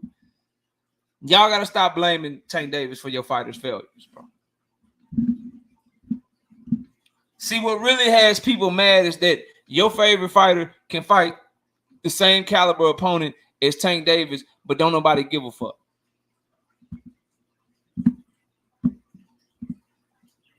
Yeah, that's what really got you. That's what really got y'all fucked up, bro. And you blame Tank Davis for that shit. You blame Tank Davis for your favorite fighter's failure to be able to capture people's imagination, bro. You blame him for that. So you hate on him. Like Tank Davis and Shakur Stevenson can fight Oscar Valdez, and the other one can fight a Pitbull Cruz. Don't nobody give a fuck about Valdez. People care more about Tank and Pitbull. Your favorite fighter can fight JoJo Diaz, and Tank Davis can fight Rolly Romero. And don't nobody give a fuck about JoJo Diaz. That's why your favorite fighters are mad. Because they're fighting the same type of fighters their whole fucking career. And that's why you're mad. They're fighting the same fighters, but yet Tank get all this love. Tank get all these fans. He do all these numbers and shit. And your favorite fighter is looking at him like, damn, what the fuck is going on? Y'all know that your favorite fighters also had an opportunity to sign with Mayweather Promotions, but they wanted to do their own thing. It's not Tank's fault that he attached himself to the biggest name in boxing at the time in Floyd Mayweather, and he was promoted in a way to make himself a star. And your favorite fighter decided to go to Top Rank because Floyd Mayweather went all the way to the Olympics to see Shakur Stevenson. He tried to sign Shakur.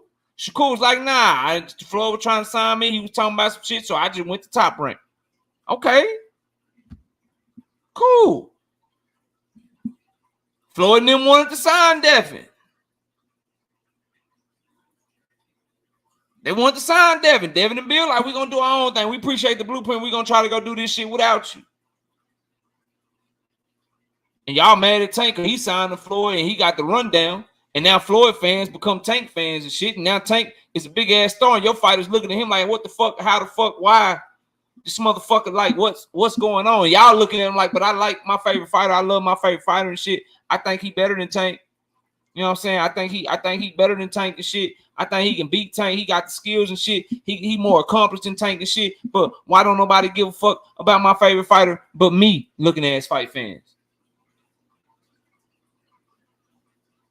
Why don't nobody care about my favorite fighter but me looking at his motherfuckers? Like, that's what y'all, that's the real, like, y'all blame this man because Bob Arum don't know how to promote him. No one told Shakur to go to Bob Arum. Shakur didn't see how Bob Arum promoted Floyd. How Bob Arum promoted Bud. He didn't see that shit. That ain't nobody's fault but theirs.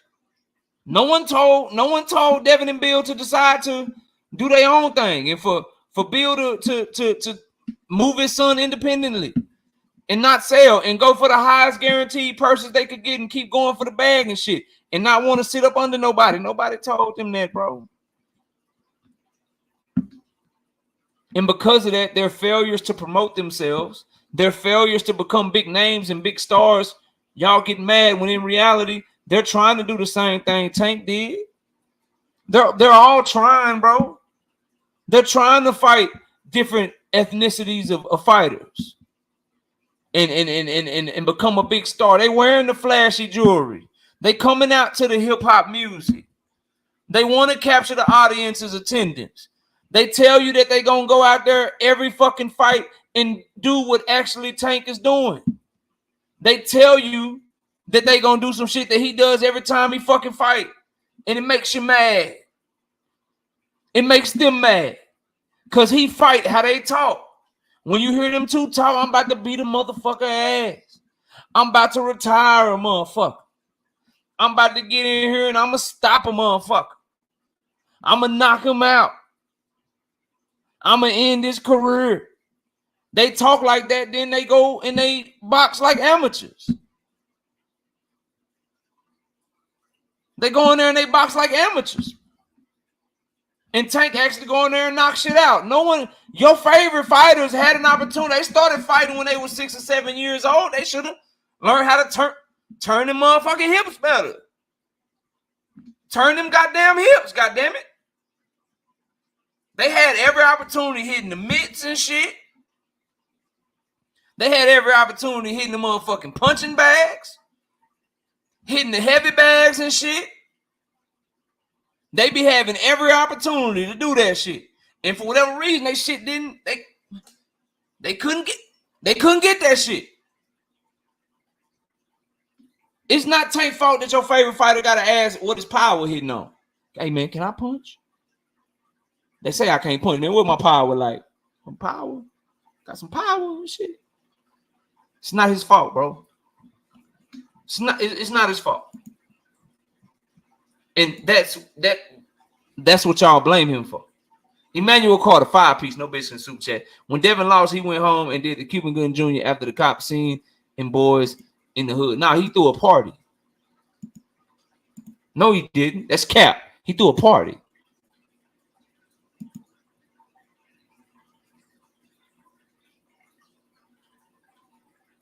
A victory party? I'm still champion party. Everybody gets a ribbon party. Party.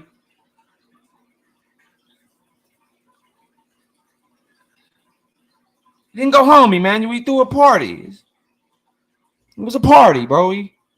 They had a cake and everything. It was a party. It was a cake there with candles. They blew it out and shit. All I'm saying is, bro, a lot of the disdain, a lot of the animosity, people try to act like it's about boxing or it's about this move, it's that move Tank made, or it's because Tank is this, Tank. No, it's because you want your favorite fighter to have his spot, favorite fighter to be a superstar. It's why so many Devin Haney fans argue that Devin is the face of fucking boxing. It's why y'all argue that shit. It's the main reason why you argue that shit, because you want him to have Tank's position, bro. That's why you literally change the rules of what the face of boxing is to try to mold it and match it and mix it around your favorite fucking fighter so that you try to have an argument because you want him in that spot. But yet and still, he had every opportunity. He could have knocked motherfuckers out. Shakur could be knocking motherfuckers out. They could take more risk and stand in the pocket more and try to knock a motherfucker. They can do that too.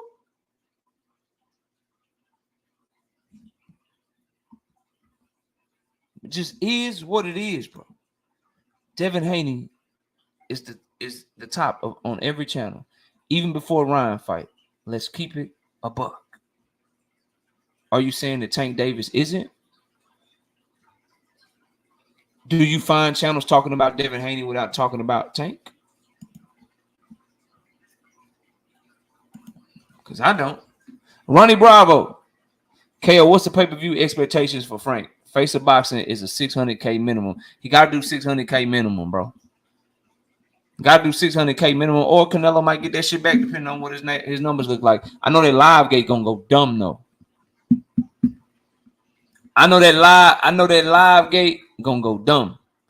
But I think him and Frank can do. I think they can do like 450 to 650, something like that. I think they can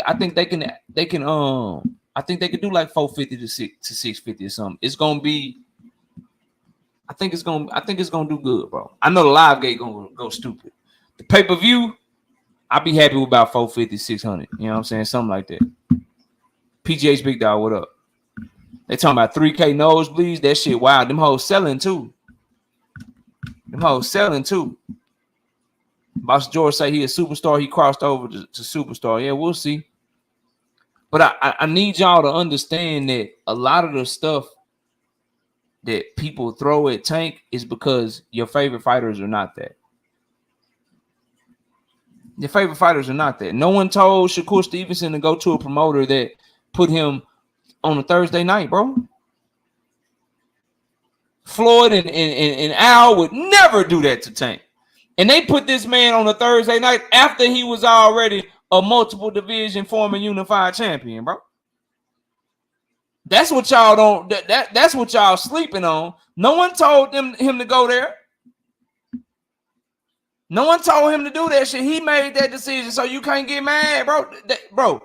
They put the man on free TV on Thursday after he was already unified, already a 3-division champion.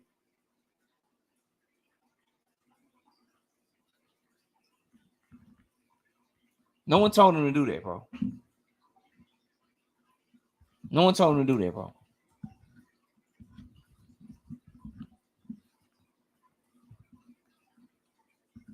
No one told Bill and Devin to realize that the route that they took wasn't really working that well for building up his superstardom, and then decide to attach themselves to Tank Davis and make everything that they did compared to Tank Davis moving forward. So Tank Davis fight Gamboa and stop him. Now you got to go in there and you got to show that you're going to stop him. And you don't stop him and people looking at you crazy. Tank Davis is exciting and he's knocking people out. You got to try to show the world that you exciting. So you start talking about you going to knock every motherfucker out that you fight. They put that pressure on themselves. You can't hate Tank for that. That's on them. Those are their decisions. No one asked them to make them. No one asked them to make them, bro. No one told them to make the decision that they made to shit on every Tank Davis opponent while trying to fight his opponents. Making themselves look crazy out here, bro. No one asked for that. No one was like, yo, you should shit on all his opponents and then try to fight them. And then y'all hate Tank for it. Or y'all tell me I'm dick riding or I'm a glaze or I'm this or I'm that. Because I'm like, yo, that shit don't make no sense because they fighting the motherfuckers that he fought. Like, watching you shit on Gamboa and then fight him like I don't know what you want me to do. Like, watching you shit on Ryan and then fight him and then lose to him, I don't know what to do. Watching you shit on Barrios and then say you want to fight Barrios, it's confusing for me as a fight fan, bro. Like, how is Tank moving so bad if you trying to copy every move? And I ain't even talking about purses and merces and fashion and shit. I'm talking boxing shit, bro. How the motherfucker so trash and you trying to do everything he did, bro? I ain't asked for that, but y'all get mad at the nigga and shit like, oh, he doing so wrong. He moving so wrong. Your favorite fighter trying to do the shit too. He in front of your face. Shitting on Tank, got you shit. Hey, man. I got a real fighter. I got a real fighter in Devin. I got a real fighter in Shakur. They ain't on that bullshit Tank on. They ain't on none of that bullshit Tank on. We got us some real fighter. They fighting for legacy. They fighting for championships. They fighting for legacy. Then you proceed to watch Shakur Stevenson try to fight Pitbull and Ryan Garcia. And you proceed to watch Devin Haney fight Gamboa, call out Barrios, and fight Ryan Garcia. While shitting on the man moves, they trying to copy them bitches. Like, what y'all want me to do? What y'all want me to do, bro?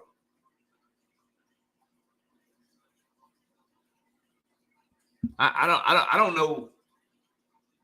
I don't know why you feel the need to be mad at Tank or be mad at your favorite fighter for being failures, because obviously they think so, or they wouldn't be trying to follow his every move. They blaze their own path.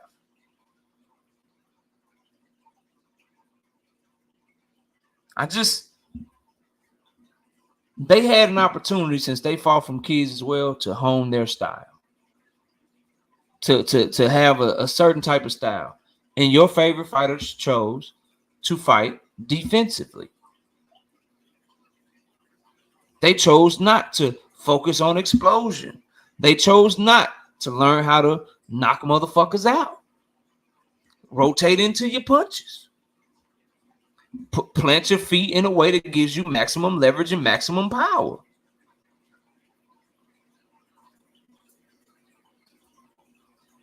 Who told you that? Who told them that, bro? Now, I have to talk about this, bro. And I'm about to drop the link. My brother, Boxing Hacker, salute to him. Devin is way more hated than Tank. Really, bro. Really. Hated by who?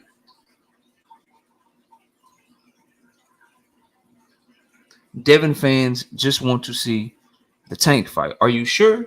Because they haven't wanted to see any other of Devin fights. They didn't want to watch the Regis fight. They didn't buy tickets to go to the Ryan fight. Are you sure? Tank fans don't even want to see the fight and make a reason why the fight will never happen. Well, yes, we do. All the Tank fans in this chat want to see the fight. But where is this evidence where Devin is way more hated than Tank? Tank Davis has more haters than Devin Haney has fans and haters combined, bro. Tank Davis has more haters than Devin Haney has fans and haters combined. It's not even close, bro. It's not even close. No one hates Devin. People give Devin way more credit than Tank. Boxing media has Devin higher on the pound for pound list than Tank Davis. And this was before the loss, of course, but boxing media, boxing pundits, they showed much more respect towards Tank Davis. Towards Devin Haney than Tank Davis. They skipped him up on the motherfucking pound for pound list off the strength of beating George Kambosos. What are we talking about, bro?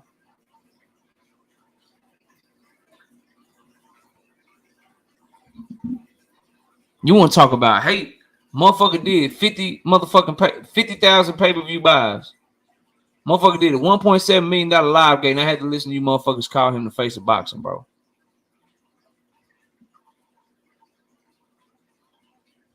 You want to talk about hate? I watch motherfuckers talk about shit that's in Muhammad Ali acts that ain't really there. I watch so much cap surrounded by Tank Davis. There's more hating ass narratives to drag Tank Davis' name through the mud more than any other boxer that I cover in boxing. It's not even close, bro. It's not even close. Where are the pay-per-view numbers? KO, I'm starting to believe Ryan had more Oscar in his system than pay-per-view buy. I don't know, bro. It's like they don't want to tell us what the shit's selling and shit no more. I don't know, bro. I do not know. I want them though. Live gate something. Shit, they gone.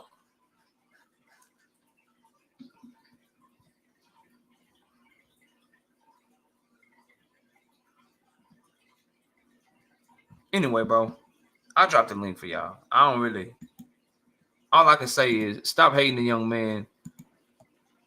To the fighters, stop hating the young man while you want to be in this position at the same time. Stop shitting on the young man when you're trying to make every single move that he made. To the fans, while you calling the young man trash, while you're calling the young man overrated, calling him overhyped, just remember that your favorite fighter is trying to duplicate every fucking move that he's making.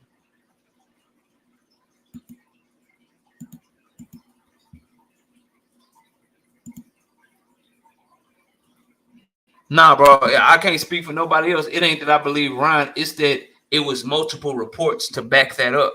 You had all of the boxing reporters reporting those pay-per-view numbers. No one's reporting on these. For me, I can't speak on nobody else. No one's reporting on these, though. So the pay-per-view numbers that they say Ryan and Tank did match him making that type of money. No one's speaking on pay-per-view numbers. No, you don't see the Dan Raphaels, the Mike Coppingers, the Michael Bensons, the Jake Donovans. You don't see any of them telling you what the pay-per-view numbers are or reporting what the pay-per-view numbers are. So all you have is Ryan Garcia, who I've already said is untrustworthy.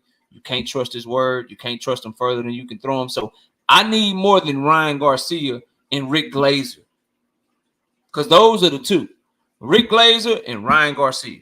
Nah, bro, we need more than that. I need somebody else to actually be getting shit right to step in for me, bro.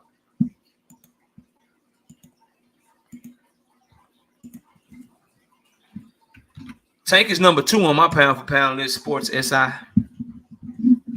right behind Bud Crawford.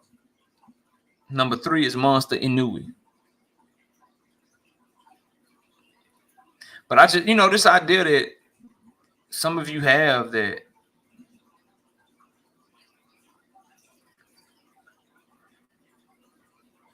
all right, let me pin this message. All right, we good. All right, panel open. Let me change the title. Okay, open panel.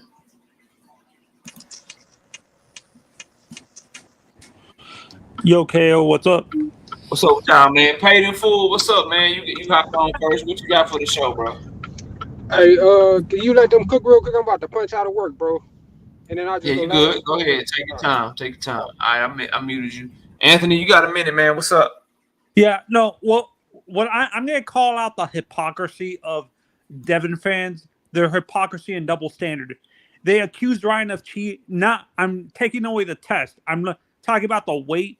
They brought up that Ryan cheated by using the 3 pounds overweight, like coming 3 pounds overweight and using that as an advantage. When Devin at 135, even though he didn't come overweight, he was rehydrating. You couldn't see it, but he was rehydrating to like 160, and he was using that to his advantage. So I hate when his fans call out Ryan for that BS 3 pounds overweight when Devin was doing that at 135 and stuff like that. Like it's hypocrisy and double standard. Do you agree? No, I disagree wholeheartedly, bro. Why?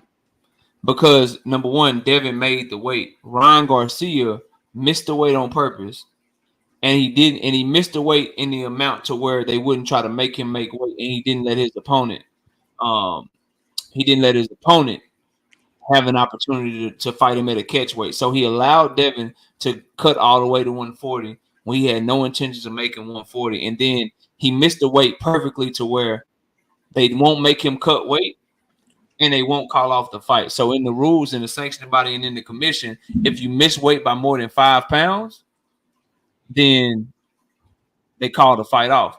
If you miss weight by less than 3 pounds, so if you miss weight by 1 pound or you miss weight by 2 pounds, then they make you cut that weight. They give you 2 hours and you got to try to go cut the weight to make the weight. If you miss weight in between 3 and 5 pounds, then they don't make you make weight. They say it's too dangerous for you to try to cut that much weight, but they do allow the fight go on as long as you and your opponent come to an agreement. So Ryan was definitely underhanded. Ryan definitely was looking for an advantage, and that was definitely some bullshit to do because he signed to fight at 140. The difference between Ryan and Devin is that Devin made the weight every fucking time. Ryan didn't make the weight on purpose, and if you do more research, you'll realize that in 3 of his last 4 fights, Ryan Garcia had been changing the weight at the last minute. He was supposed to fight Javier Fortuna at 136, changed the weight to 139 like 2 or 3 days before the fight, but he allowed Fortuna to make the weight with him. He did the same thing in Oscar Duarte. Him and Oscar Duarte was supposed to be a fight at 140 pounds. He changed the weight at the last minute, a day or 2 before the fight. But again, in that case, he allowed Oscar Duarte to make the 143 with him so he would be on an even playing field.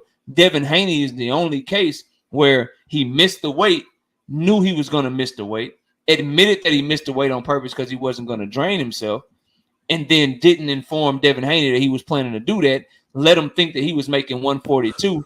Devin makes 140. He does it on purpose, and then he just pays Devin Haney for coming in heavier. So, I don't agree with that, bro. I don't agree with that at all. Oh. So let me pass it around real quick. Boxing Hacker, what's up, man? What's up, bro? What's up? Hey, come on, we have to be honest here. Like, I mean, let me just start off by saying this is just a hasty generalization, but Devin gets, from what I can see, Devin gets way more hate than Tank does. You know, I mean, you look at it like, for instance, like when Devin's about to have a fight, people will start like creating these little Venn diagrams of how the tickets aren't gonna sell or how the fight's gonna flop, even before he even gets to the fight. You know, every single move that Devin makes, you hear people trying to discredit him, talk bad about his father, you know, this and that, this and that. Oh my And god. when it looks like, I mean, from my opinion, from what I've been seeing, like a lot of channels have been doing that. You know, and when I look at Devin fans, and I only like I said, it's a hasty generalization. I can only based on the bubble that we're in. I feel like Devin fans are the ones that push for the fight more, and then Tank fans will be the ones that be like, "Oh, he needs to cross the street. Oh, he's done himself tickets. He can't get that fight. He can never get that fight." Like that's all we ever hear from the Tank and Maniacs, you know. So that's where That's I'm not at with true. it. Like, I mean, even when But you I look at feel this current allegation with with Ryan, you know, like Ryan has like a cheating scandal, like a cheating scandal right now, right? Mhm. But there's so many people that will turn around and be like, "Well, didn't stop Devin Haney from getting whipped. He still got whipped," you know. Even though that's not even the topic of debate. The topic is does the brother cheat? But people still bring it back to like Devin's downfall. That's why I'm like, come on, we gotta call a spade a spade. I got you. I got you. Yeah, Let me pass it around so I can open up the panel. Shout out to the feel homie free. Dangerous Desires Bullies with the 2-piece in the soup chest says they didn't say Salido cheated Loma. I feel that. I ain't mad at that. I just, bro, Ryan Garcia was clearly looking for an advantage and he did that shit on purpose. It just is what it is. If we can't see that, then we can't see. Long story short, because of that, I can't put nothing past him. So I'm on his helmet and I ain't fucking with nobody that's popping dirty unless he can explain that shit. Unless they make him they exonerate him, then I'm on his helmet. And then you got to think twice about giving him a pass if they exonerate him because shit. The game's so fucking dirty. It's so filthy. So you don't even know. We won't get a clear answer to this shit at all, bro. They just gonna tell us whatever's in the best interest of the people that's able to pay off the right people, get the right lawyers to move the right way. That's what's gonna happen. But let me move Hey, on. Paid in KO, full. I just got a question, bro, and then I'll let you cook. So let me I just got a simple question, bro. This ain't alluding to nothing. I just want to know. So, bro, if a motherfucker, say for instance, if you go to the store right now and you buy some shit and just somehow that shit is laced with something that you didn't know that was in there, that's your fault, or is that the company fault? That's the company's fault. Okay, that's why I was just trying to figure out, bro. Cause I'm like, shit, did that? I know we don't like Ryan and shit, but at the same time, if a nigga probably, I agree with you on that situation where this nigga got enough money to know what the fuck he's actually putting in his body. But at the same time, a motherfucker just go to the CVS store and pick up some shit that he think that's actually just organic shit and actually come back as tainted shit that you know what I'm saying that you didn't know about. That's a possibility, but the way that we would know that is if boxing would fix their fucking testing protocols. Because Facts. what you said is true, but what's also true is they don't make him give his supplements up before they start testing. They don't, and so because of that reason, he can tell them I was taking anything. If he didn't give them a No, list, facts. if he didn't give them a list, he could say, yeah, go buy a batch of this shit because Yeah. he can get inside information or he can know that this company uses this in their stuff and that it's gonna come back contaminated because Yeah. they don't require to get a list of his shit ahead of time. So No, facts. even in that case, it's like, bro, I can't even trust the shit because No, for the real. I motherfucker agree. because they could be like he could be like, oh yeah, contamination, and then he can do some research. He got millions of dollars. He can get somebody paid off, and they can be like, yeah, that's the shit. I go buy that batch over there. And Yeah. then I'm now, gonna use No, for real. myself as an so I example. just, When I was younger, hold actually, I on, bro. used. I gotta pass it around, dog. I got Okay. other people. Then we'll open up the panel. I got Truth in the building. Truth, what's up? No salute to you, KO, man. I did want to answer to when they asked about Salido. They most certainly said that he cheated Loma. That with the weight coming in heavy and with constant fouling and low blowing. But you know, Mexican in Texas is not going to lose to a foreigner. But but you know, Loma coming back, KO. You see him? That boy look good, don't he? Oh man, yeah. So what round we thinking Loma stopping him in? What Are round you you a got? You channel? got six? Are you Are you a channel member? Yes. Okay, well that video be Oh dropping yeah, tomorrow yeah, yeah. morning. I want you to. I don't want you to give away the sauce. I just wanted to holler at my boy. My boy gonna be here and set the division of 135 back ablaze. But getting back to your point, KO, I heard your point about contamination. I just think if USADA was willing to put out a video saying that these companies are lacing it with Ostarine, and that this is a rampant problem. I think that alone, okay, maybe we hate Ryan because he did this and he does that, but that he could potentially been laced with something. That video alone would show you, okay, maybe there's a possibility of contamination, irregardless of the goofy stuff that he does. The goofiness don't go away, but if he legit didn't, then you have to give him that benefit. Again, bro, that sounds good, but they don't require him to give the list of the shit that he was taking. So he could give you anything and say, yeah, that's what I took.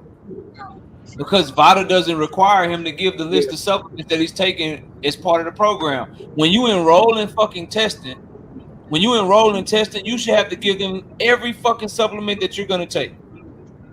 And give them that list. And they should already have a batch ready so that if something pops off, they can test that shit.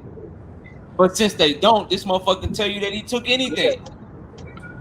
So even in the shit that you brought up, it's still fucked up. And then furthermore, whatever VADA does decide, the New York State Athletic Commission can just ignore the shit, bro. They can just say we don't give a fuck, he clean, or we don't give a fuck, he dirty. It's bullshit. You're not gonna get a clear answer, bro. It's gonna don't have a universal for boxing. It's gonna come down to who got the best lawyers, who got the best team, and who got the most hush money.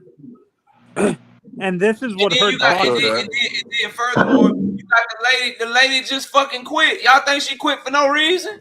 No, I was gonna get to that. That was a big ass red flag. Like, come on, bro. All this shit is like, it pisses me off because we can't put our finger on it, but I know it's some bullshit in the game somewhere.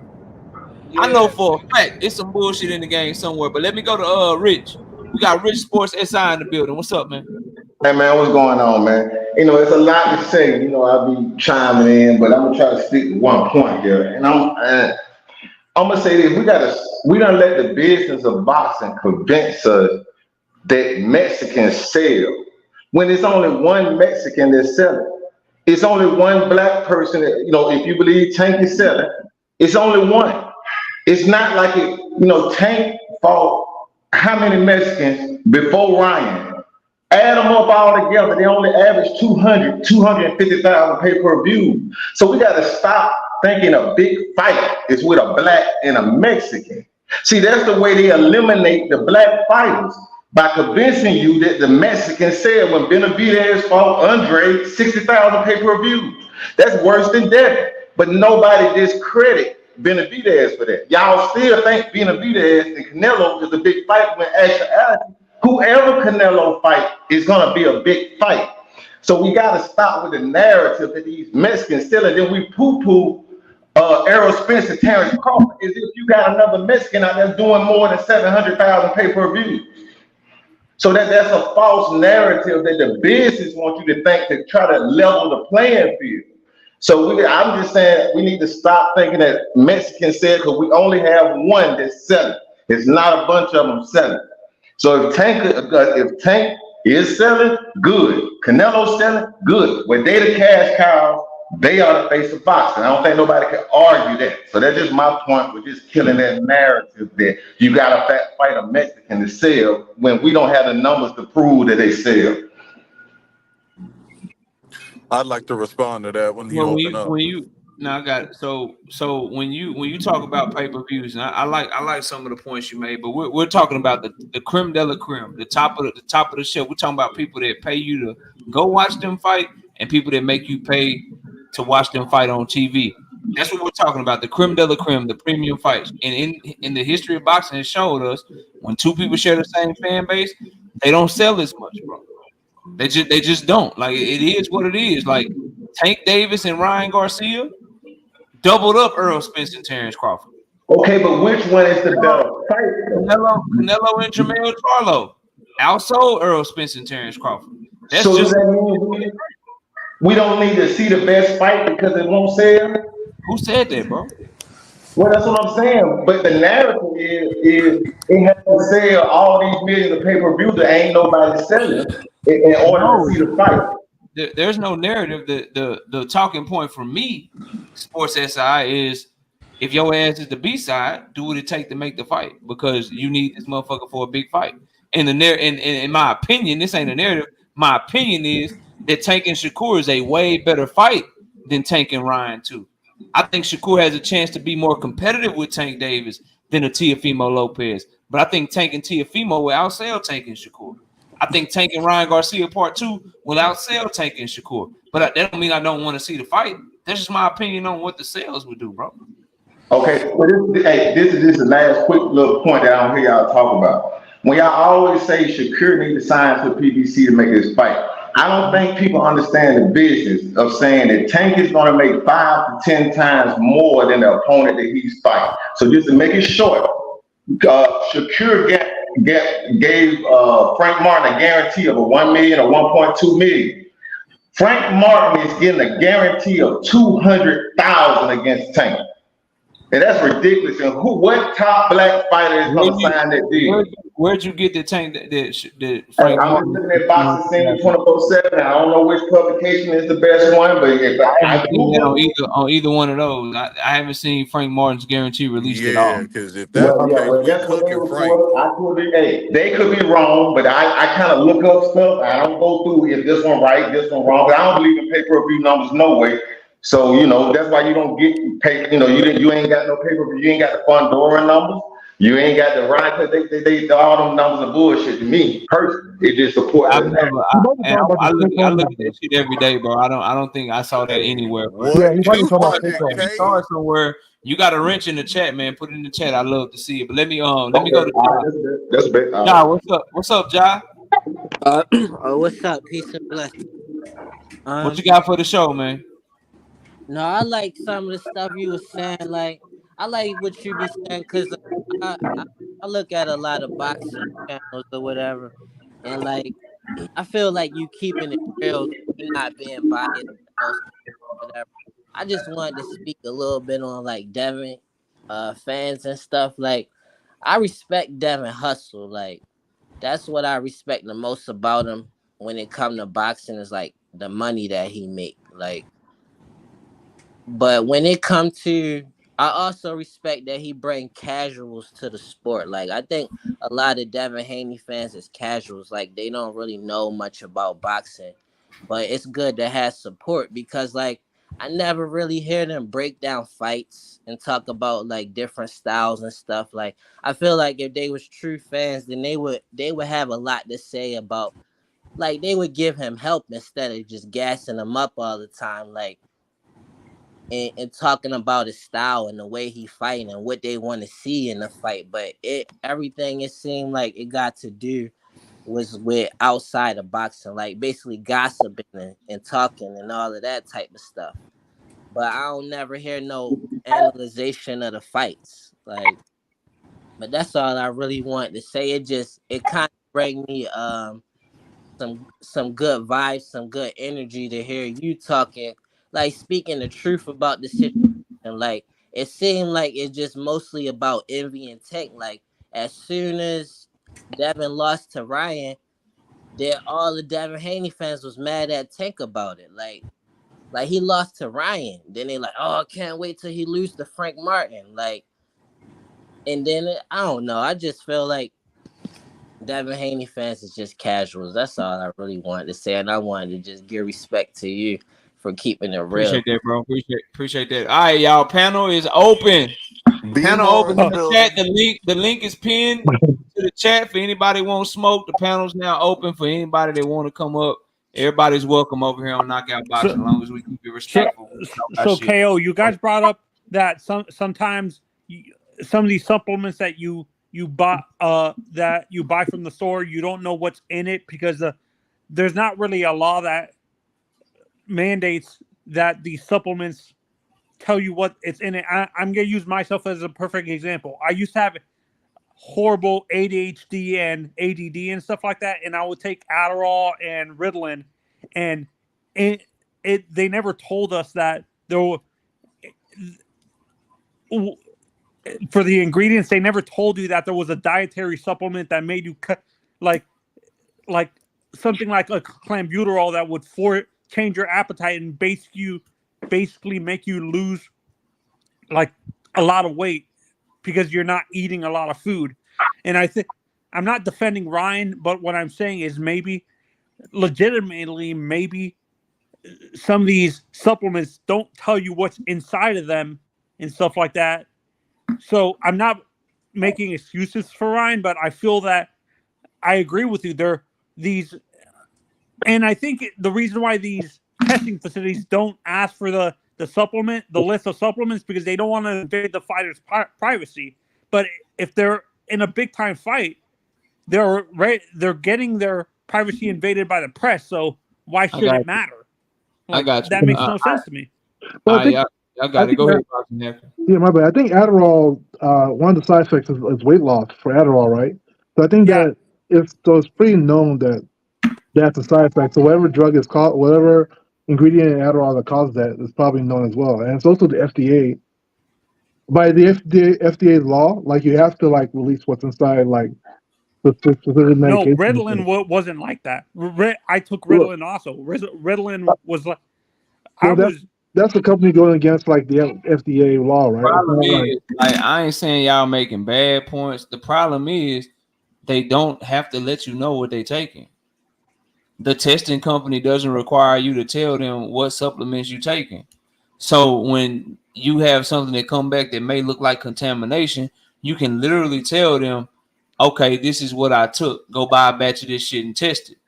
Like, you literally don't have to provide them anything until you pop dirty. And motherfuckers that got millions of dollars, you don't think that, see, and this is how deep the rabbit hole go. You don't think that promoters as big as Oscar De La Hoya, as big as Premier Boxing Champions, as big as Top Rank, you don't think they got a box somewhere?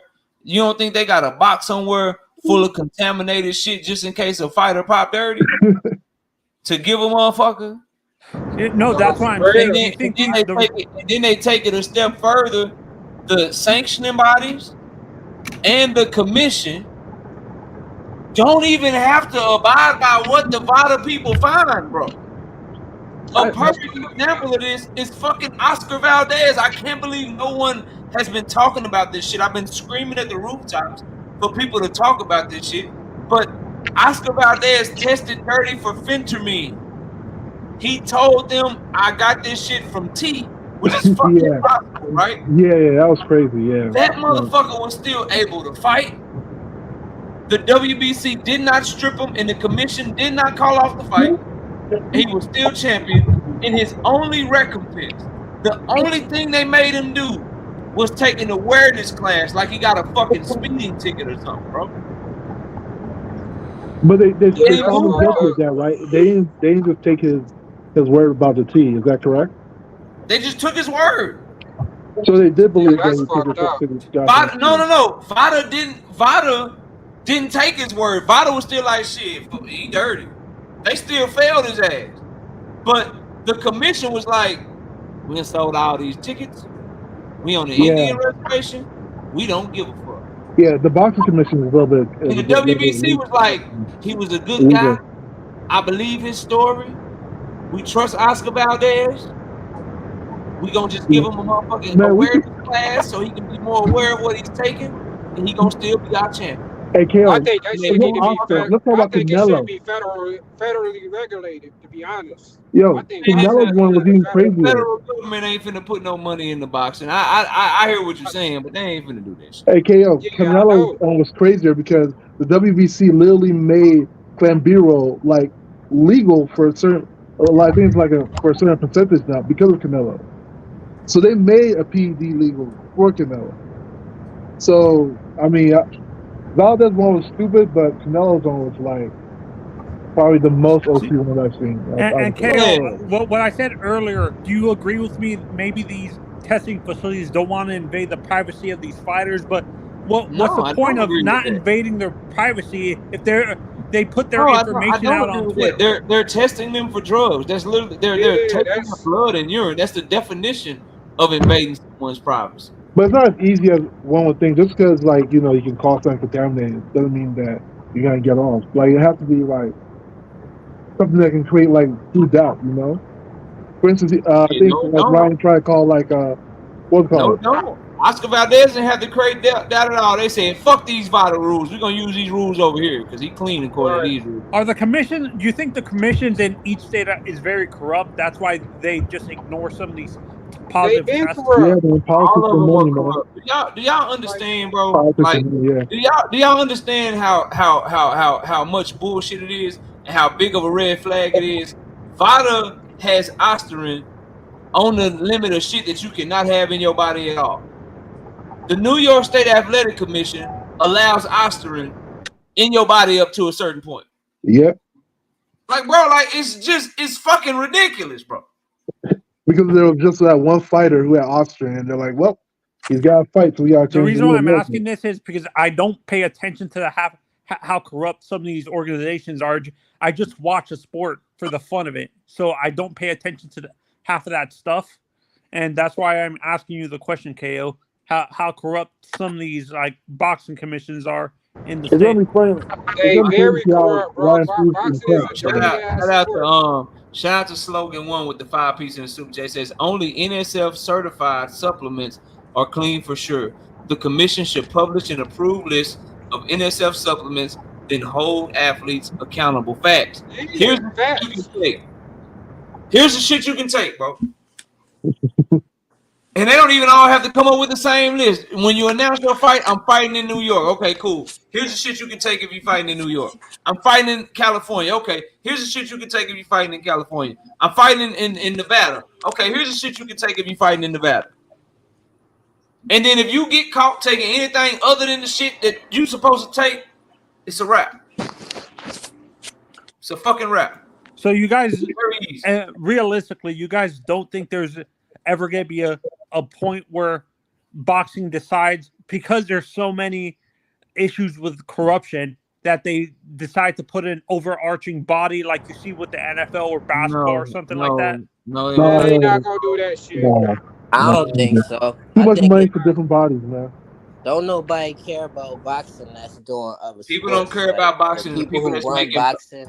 The people that's making money in boxing are making money in boxing because it's corrupt. Like, the corruption in boxing is the money. So as long as it's corrupt, then people can keep making money, bro. And we're gonna keep getting new belts every other day.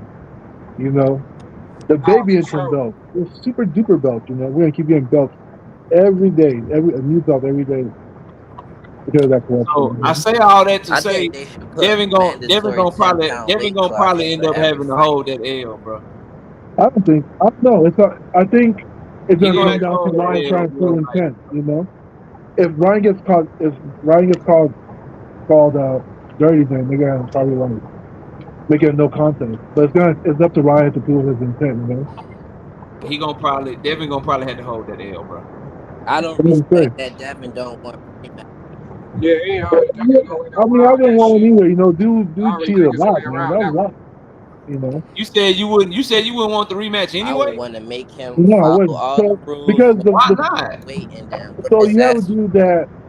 Why not? Like, that's weird. It was just like unfair, you know. Like the whole fight was unfair. If it was a fair fight, nah, bro. Nah, that's some scary ass. No, I ain't about being scared, but listen. If somebody was cheating like that, you know what I'm saying? Sometimes you don't want to mess with people just like that. You know? Man, put that nigga on Olympic style drug testing. Fuck all that. That's why I said the Devin fans is like casuals. Like, what you mean, yo? But what people forget, casual, bro. What are you even talking about? This service why wouldn't you want a rematch? I don't know if y'all saw this shit. Me not want a rematch. Ryan was on camera the day of his vital testing with an IV in his arm. But not and that's 100% true. I seen the video. Ryan Garcia was on the IV and it was an illegal IV too. Why was he on the IV? For what? On the day he was getting vital testing, it's circulating now. That motherfucker was on the IV. That's what I think. It's on his own video. No, but looking at the fight, I understand Ryan purposely went overweight, but could we look at that Devin didn't adjust throughout that fight? Right. Like Right. he wasn't adjusting at all. Like him and There Bill. was other factors in the fight, but you got a motherfucker that purposely didn't make weight on purpose though. And I believe Floyd had a hand in that shit, telling Ryan not to do that shit. Ryan said he did, so we got to take that face value, right? He did that shit to Marquez. Yeah, he did. He did the same exact thing. It was 143, which means he doesn't have to make weight in the fight. He doesn't have to get called off.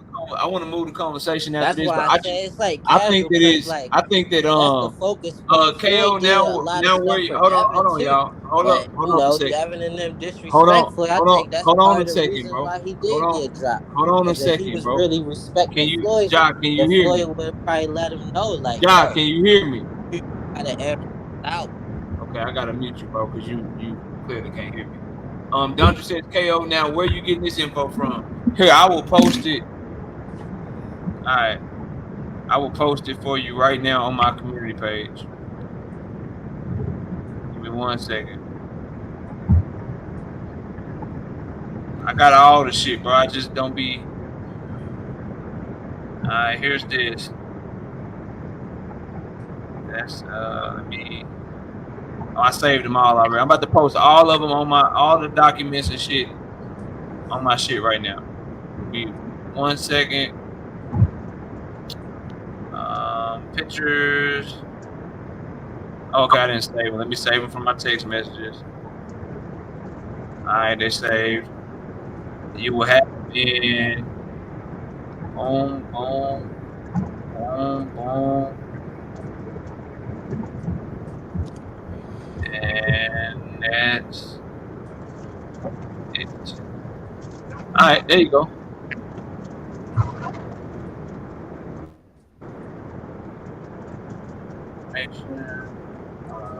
Ryan IVs.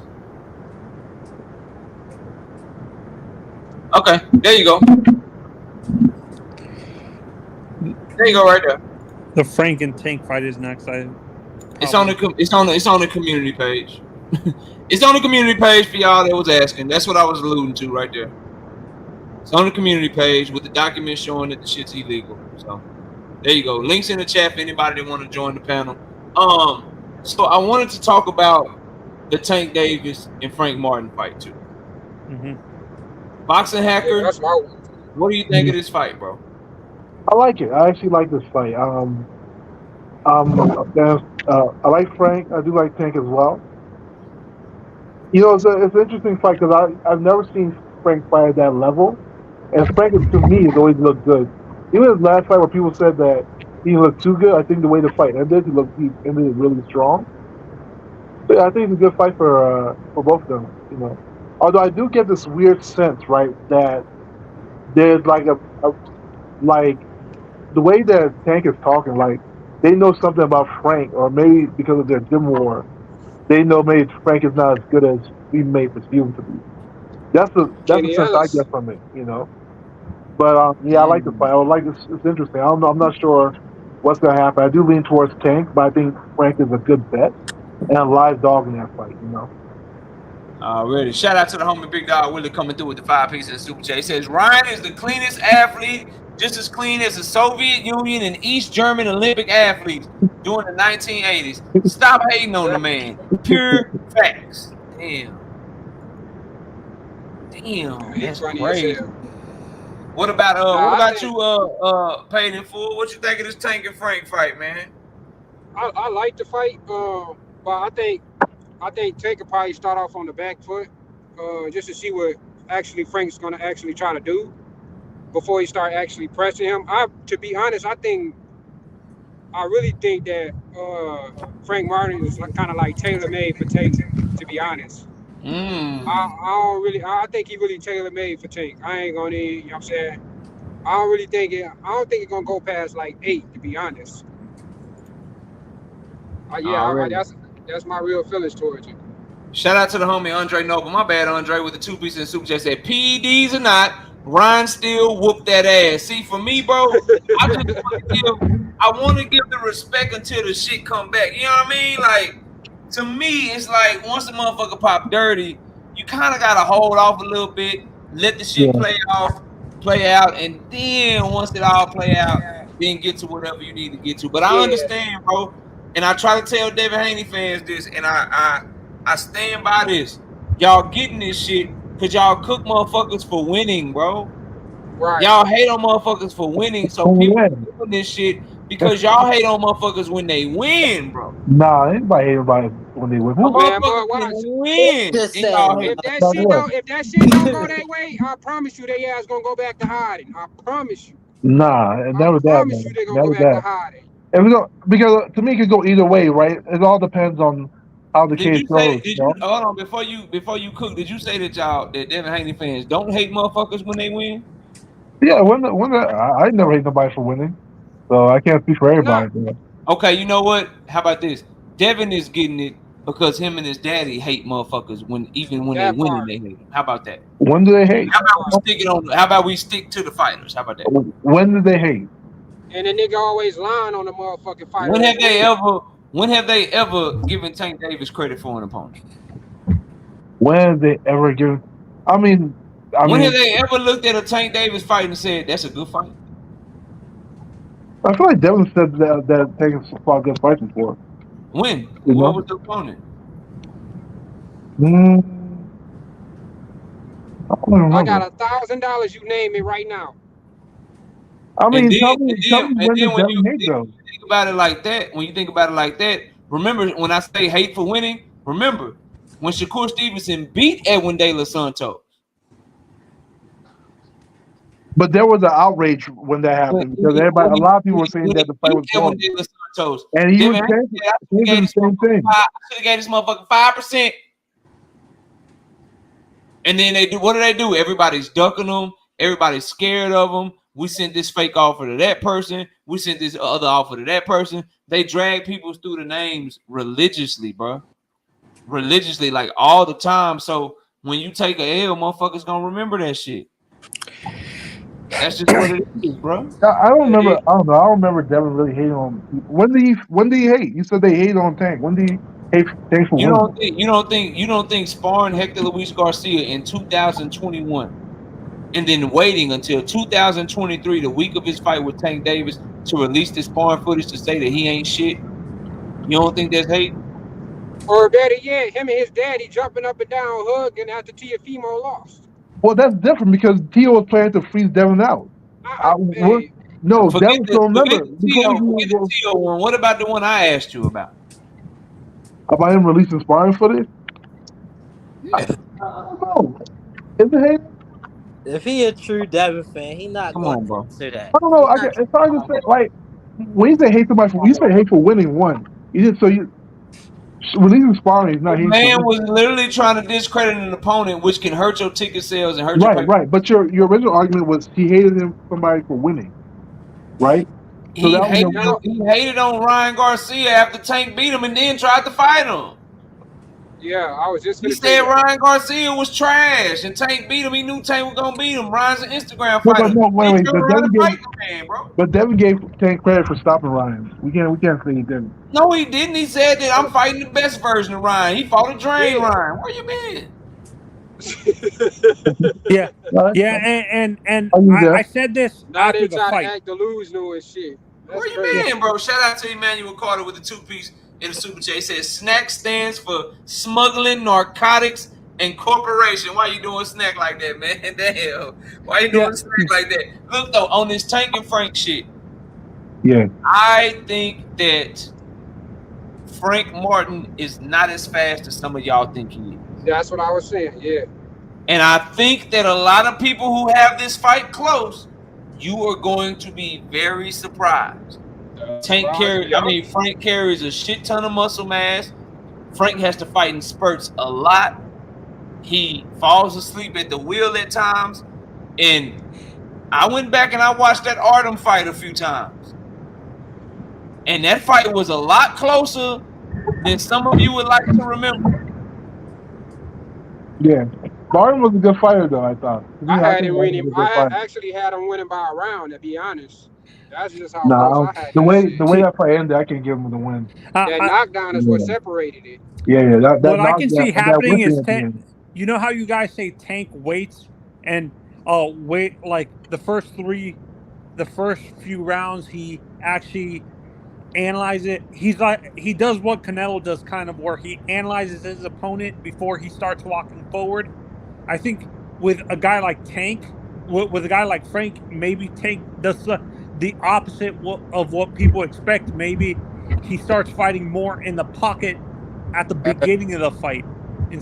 Like He gonna do something. He gonna do something to Frank that Devin couldn't do to Ryan. Is take his Listen, I main mean, bro. motherfucking punch Frank. away. If Frank somehow pulls out the The upset, other thing is, bro, go look at when Tank knocked his hand down. Frank reacted slow than a motherfucker, bro. don't mean nothing, man. Motherfucker looked slow than a bitch out there.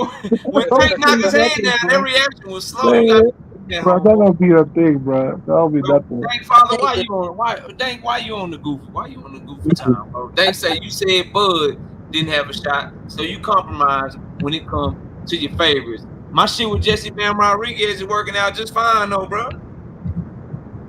Yeah, I was the same, man. Frank Working out just fine. Yeah, y'all, bro. I must be told. Y'all bring up one fucking fight Hey, all I the ain't gonna time. lie. I made money off this channel. I ain't gonna lie. Y'all bring up one fucking fight all the time, bro.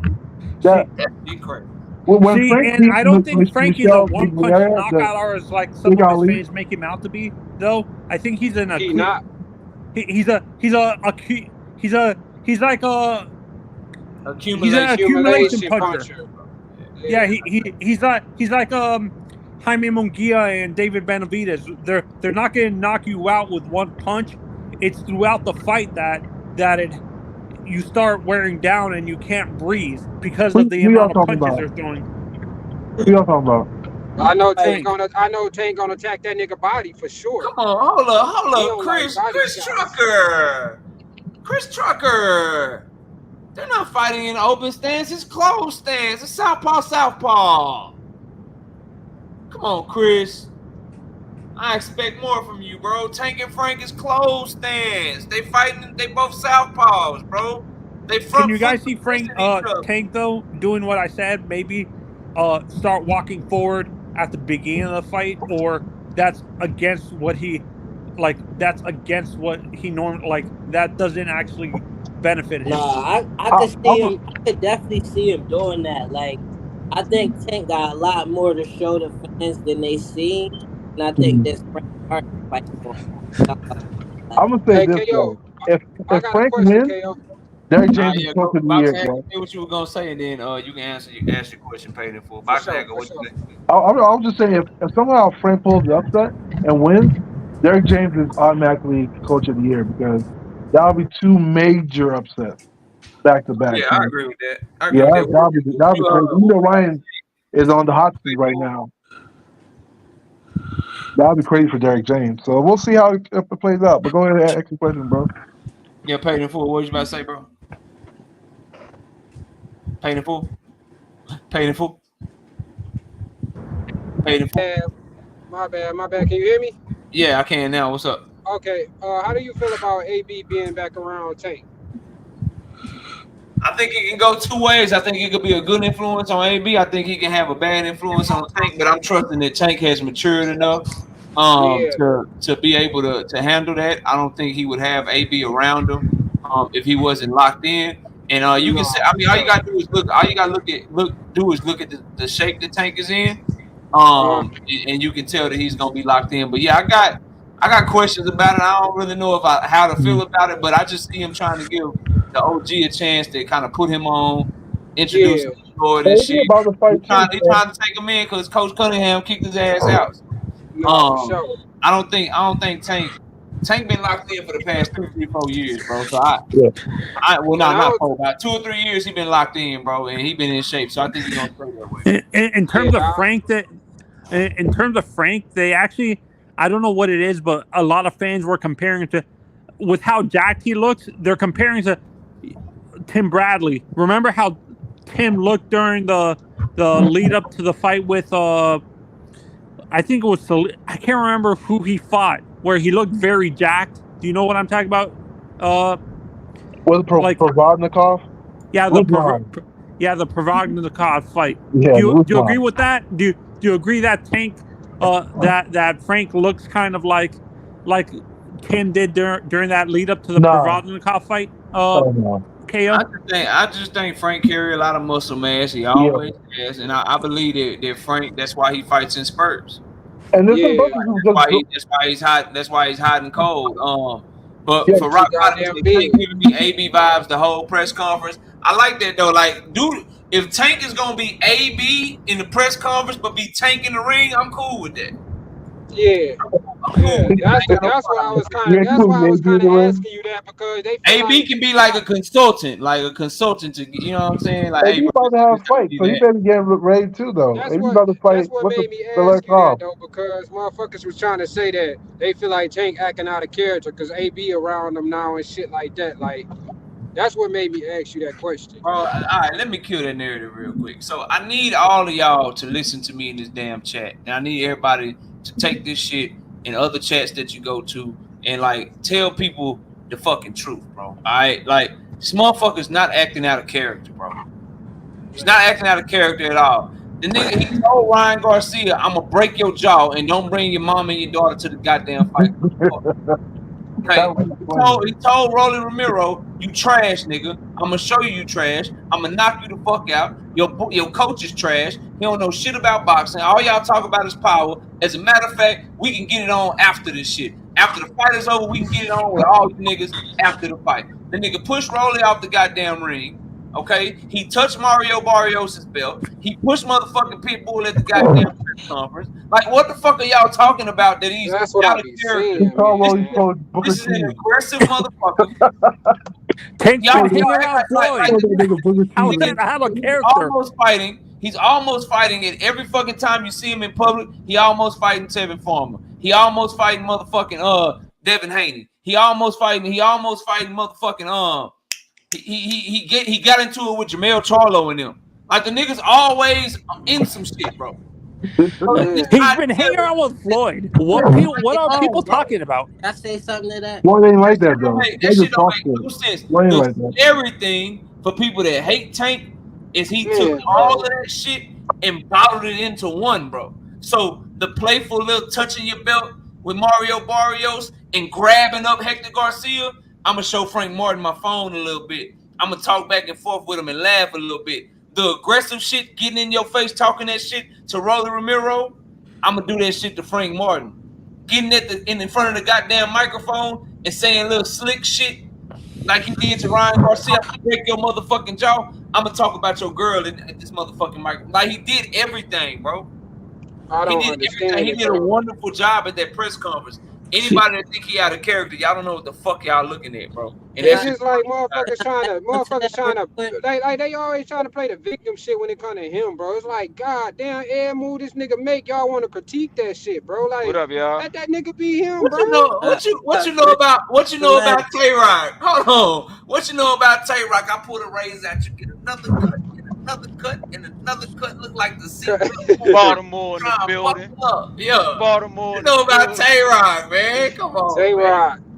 You know about Tay-Rock, the gun bar king. That nigga cussing nigga out, but won't never touch KO. Yeah, what up, man? Hey, man, you knew what I meant, man. I always get that joint mixed up. But anyway, my point was, it's all good, bro. My point is, when you in that stance, when you in you can't be playing around with Frank. He likes to do that fencing and pawing. He's not gonna be able to do that, man. Like, you're not gonna have time to do that. You get what I'm saying? Like, he really just gotta go in there. He's not gonna win a boxing match with Tank. I think he got a puncher's chance. I ain't gonna lie. He's not gonna win I don't know, man. Let me tell you why he's not gonna win a boxing match with Tank. He don't got enough. He not fast enough, for one. He not fast enough. And he don't. Man, hey, bro, you got an eye for this shit, Chris. Like, Frank looked slow on the draw when Tank knocked his hand out. He looked slow in the motherfucker. Look, he looks. Look, I was watching that last fight. Who he fought? The last guy he fought. I was watching it. Yeah, Artem, right? And that's the first thing I noticed. Like, he's just not fast enough. That's one. Two, he don't got enough output. You get what I'm saying? The type of you gotta be if you gotta be like Leo Santa Cruz, he had the output that made Tank uncomfortable. Well, what But he about hold on, let me the fight finish. before that one though? Hold on, bro, let me finish. Oh, He go had ahead. the output that make Tank uncomfortable. He just didn't have the power he just didn't have the power behind it. You get what I'm saying? He ain't had a pop. He ain't had a pop to keep Tank off of him. So Frank don't got the output. That's one thing. You gotta have some output. You get what I'm saying? And the way he punch, his punches don't come off like snappy to me. They come off like pushy. You know what I'm saying? Like he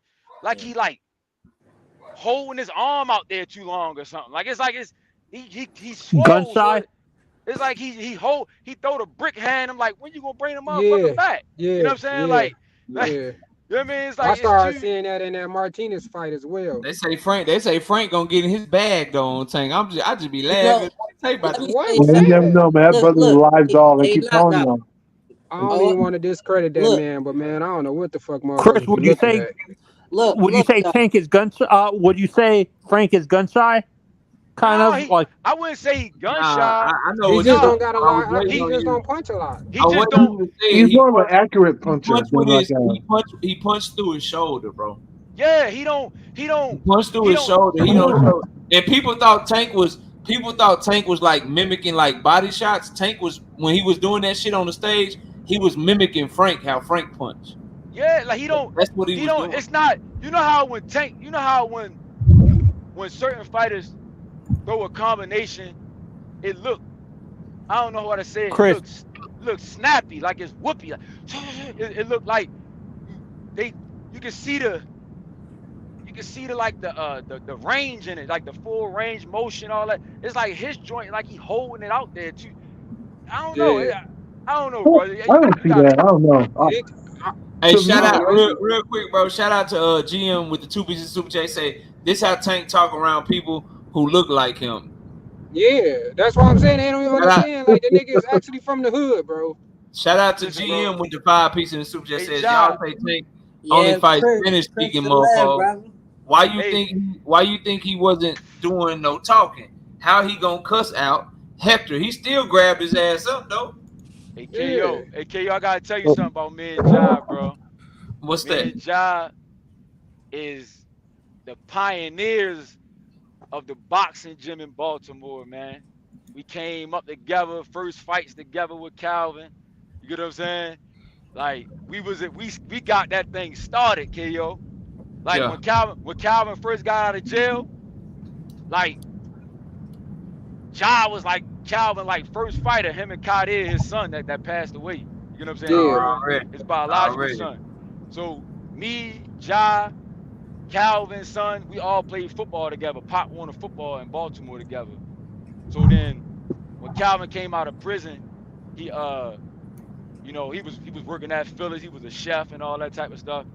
You know what I mean? So they opened up a boxing gym up the street from my crib, and we all from the same area. So yeah, man, we got that thing started, bro. Like that picture he got right there. Wasn't that your first fight, Ja? I think so. That's definitely my first uniform. I remember. Yeah. Look, Calvin bought out uniforms. We ain't had no uniforms. So And shout out to y'all and Coach Calvin, man. He do such a great job out there in that city, bro. bro, You look, can't do KO. nothing but respect it, bro. Calvin went and got out. He went and got out uniforms from like the dollar store, right? Yeah. We ain't had no uniforms, so he went and got us like some uniforms from like Walmart, dollar somewhere. Got us all different colors. Then he got us like some boxing shoes from like the thrift store or something like that. Had it because all our fights was like back to back to back to back. So we had to get us something just to throw us in there, get us rocking. Yeah. And Coach Kenny Ellis was there we used to go down to Umar Boxing Gym down on Not to cut y'all off. I'm glad I got y'all here. Did y'all watch my video about the game bread in the bullet? Yes. And I was just tripping. Now go ahead.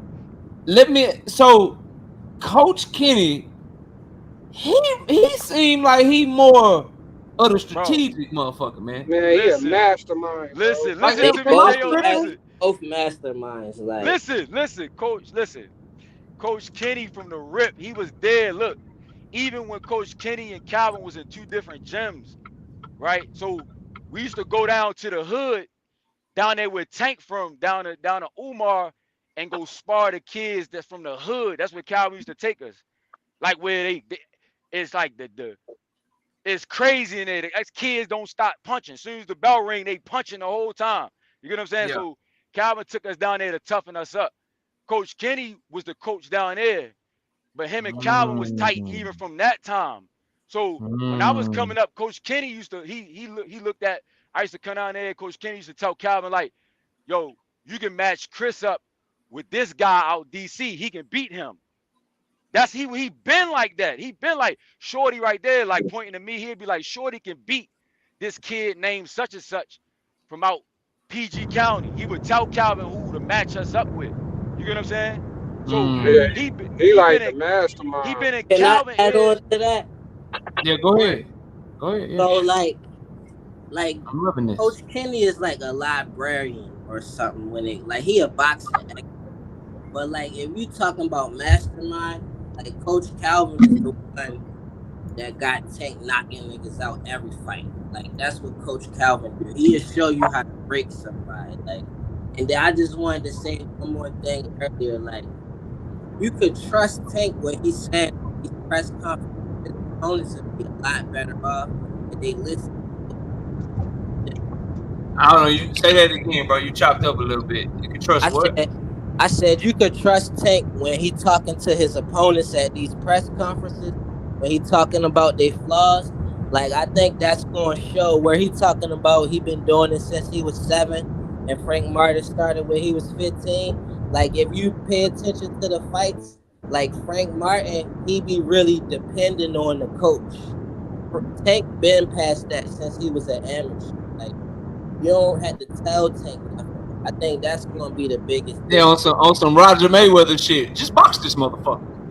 Just Yeah. box And this then that's the motherfucker. KO, thing. Like you could you tell made when a when you made motherfucker that really video, about that KO. shit and who really not. Yo, Yeah. when you Yeah. made that video, man, I was just sitting there reminiscing the whole time, like, bro, finally somebody recognized, gave Coach Kenny a real introduction to this. You know what I'm saying? Like somebody who picked up on it, bro. Like I was just sitting there, Bro, like, bro, I follow him on IG and he let me interview him over on KQKC before. I follow him on IG, bro. And when I saw him post that shit, I was like, what the fuck, bro? This is what I've been saying, but the shit it hit different when I saw him say it. And then when he listed out all the shit he noticed about Frank Martin on the press conference, I'm like, oh, that's the motherfucker that tell Tank where to punch his whole goddamn life. Yeah, That's why the yeah. nigga It so seemed accurate. like bro, he yeah. been he been he been by Calvin's side even when they was at different gyms, bro. I'm telling you, like even like early 2000s, 2002, he been by Calvin's side, helping like being there, being that guy, matching Calvin fighters up, helping them out since then. And then when I guess Coach Kenny moved to Upton, then he just was a part of the team. You get what I'm saying? Yeah, But yeah, yeah. yeah, I mean Coach Kenny Coach been there Kenny from the had rip, his bro. own gym when they first opened up. Then Coach Kenny had himself. Nah, he was. Yeah, nah. If he wasn't just talking, bro, I was like, yo, this shit is crazy. He said the man got scar tissue here. He got scar tissue there. He got a cut on his nose. His nose been cut before. Oh, and I noticed that he was sweating a little bit. I'm like, nigga.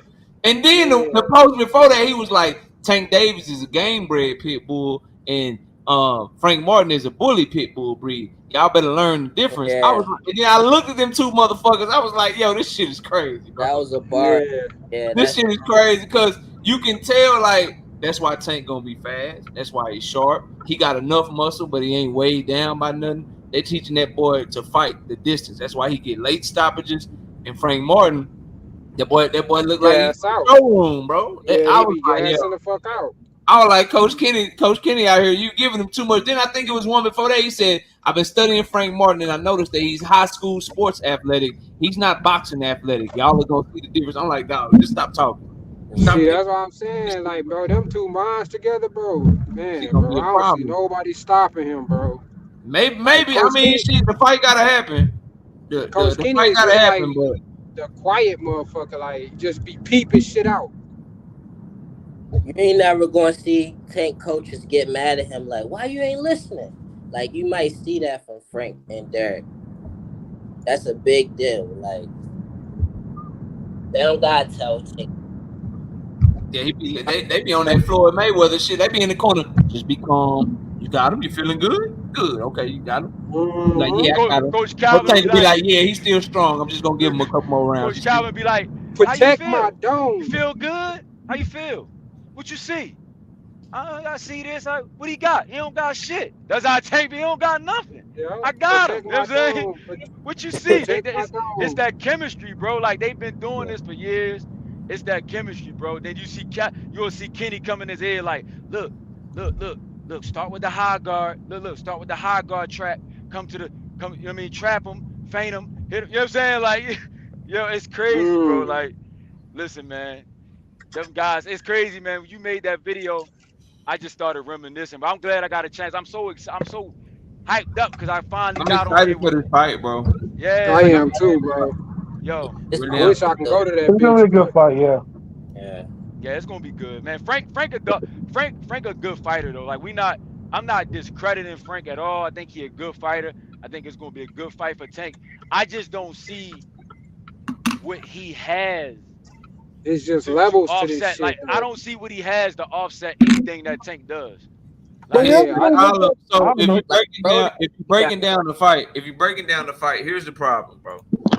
The problem is that what Frank has to do to be successful in the fight is gonna put him in the most danger. So mm-hmm. his best chance is he's bigger than Tank. He's probably physically more stronger than Tank. That means you're gonna have to try to bully him. You're gonna have to try to get on the inside. You're gonna have to try to push him back. You're gonna have to try to beat his body up. Well, going to the body puts you at risk the most. And Well, you're gonna have to try to let your hands go to tire him out, but that's just gonna leave you open for his counter. It's just because you can't box with him at mid range, he's too slow. And Tank Yeah. IQ is too high. So he is exactly. physically bigger and stronger, but that's gonna make him use up a lot of energy and he's carrying a lot of muscle, which is gonna make him tired. And the last motherfucker at 135 pounds, or probably in boxing, that you want to be tired against is It's that Tank motherfucker. Davis. You don't want to be tired You against don't that. want to be But tired. Yeah. real quick though. Remember when he fought Baby Ali, right? Michelle Rivera, whatever his name is. He looked amazing in that fight. I mean, I Yeah. feel like he fights that. That's still a good. That's style they used to fight. Michelle Ali Rivera got holes in his defense. He ain't got no power. His jab is not as good as it is. He literally watched YouTube videos trying to fight like Muhammad Ali, bro. And he just like it's totally different. Like the shit. And I don't. Frank had advantages in athleticism. He had advantages in But speed. He had none of those in this fight. wait, before the fight happened, people were actually giving him a really good chance to win. I almost thought he was the favorite. Again, I, I don't What remember if would he was, Frank but I felt like do? I he can't was speak very on close in the odds. the What video would still Frank up on the do? channel. I told people Frank was gonna watch him. So A boxing hacker. Is that Yeah, boxing hacker? yeah, yeah. that's it. What's up? What did Frank do in that fight against Rivera that you think that'll work good on Tank? Well, he fought in a very accurate way. Like it was all about accuracy when he fought Rivera. You know, I think if he boxes smart and tries to stay accurate, that's still a good style against Tank, right? I mean, that's a good style against anybody. That's his only thing he can do, if I'm being But honest. it's a good. But like, let's be real, that's a good style though. Tank gonna make the fight for him like comfortable for him. Like the guy said that Frank was tailor made for Tank. He is. Mhm. Tank like the fight, like he like the fight, and he usually got more power than his opponent, so he can really get them, break them down before they break So him. he had no problem with this, Like right? Like, Hey, look, real quick, bro. I gotta run. It's 10:30. I appreciate okay, everybody coming up here. I gotta go get me some food, man. I appreciate all of y'all. Salute to everybody in the chat. Salute to Miss KO, everybody that came through in the super chats tonight. I appreciate y'all. All the channel members. I'll be dropping all the predictions first thing tomorrow morning. I've already shot them all. They'll be uploaded to the channel tomorrow. Everybody have a great weekend. Enjoy Mother's Day. Happy Mother's Day to the mothers. And happy Mother's Day to my beautiful wife. I can't wait to spend the weekend with you. And other than that, y'all have a great weekend. Enjoy some boxing this weekend. Vasily Lomachenko will be fighting. And other than that, man, I appreciate y'all coming up. I see y'all soon. Appreciate Thanks for both of having me you. up, All right, KO. peace All and right, Shout blessings, out Sean, to man. man. everybody on the All channel. right, Assalamu Chris. alaikum. Bye, Assalamu y'all. alaikum. Alaikum wassalam. Like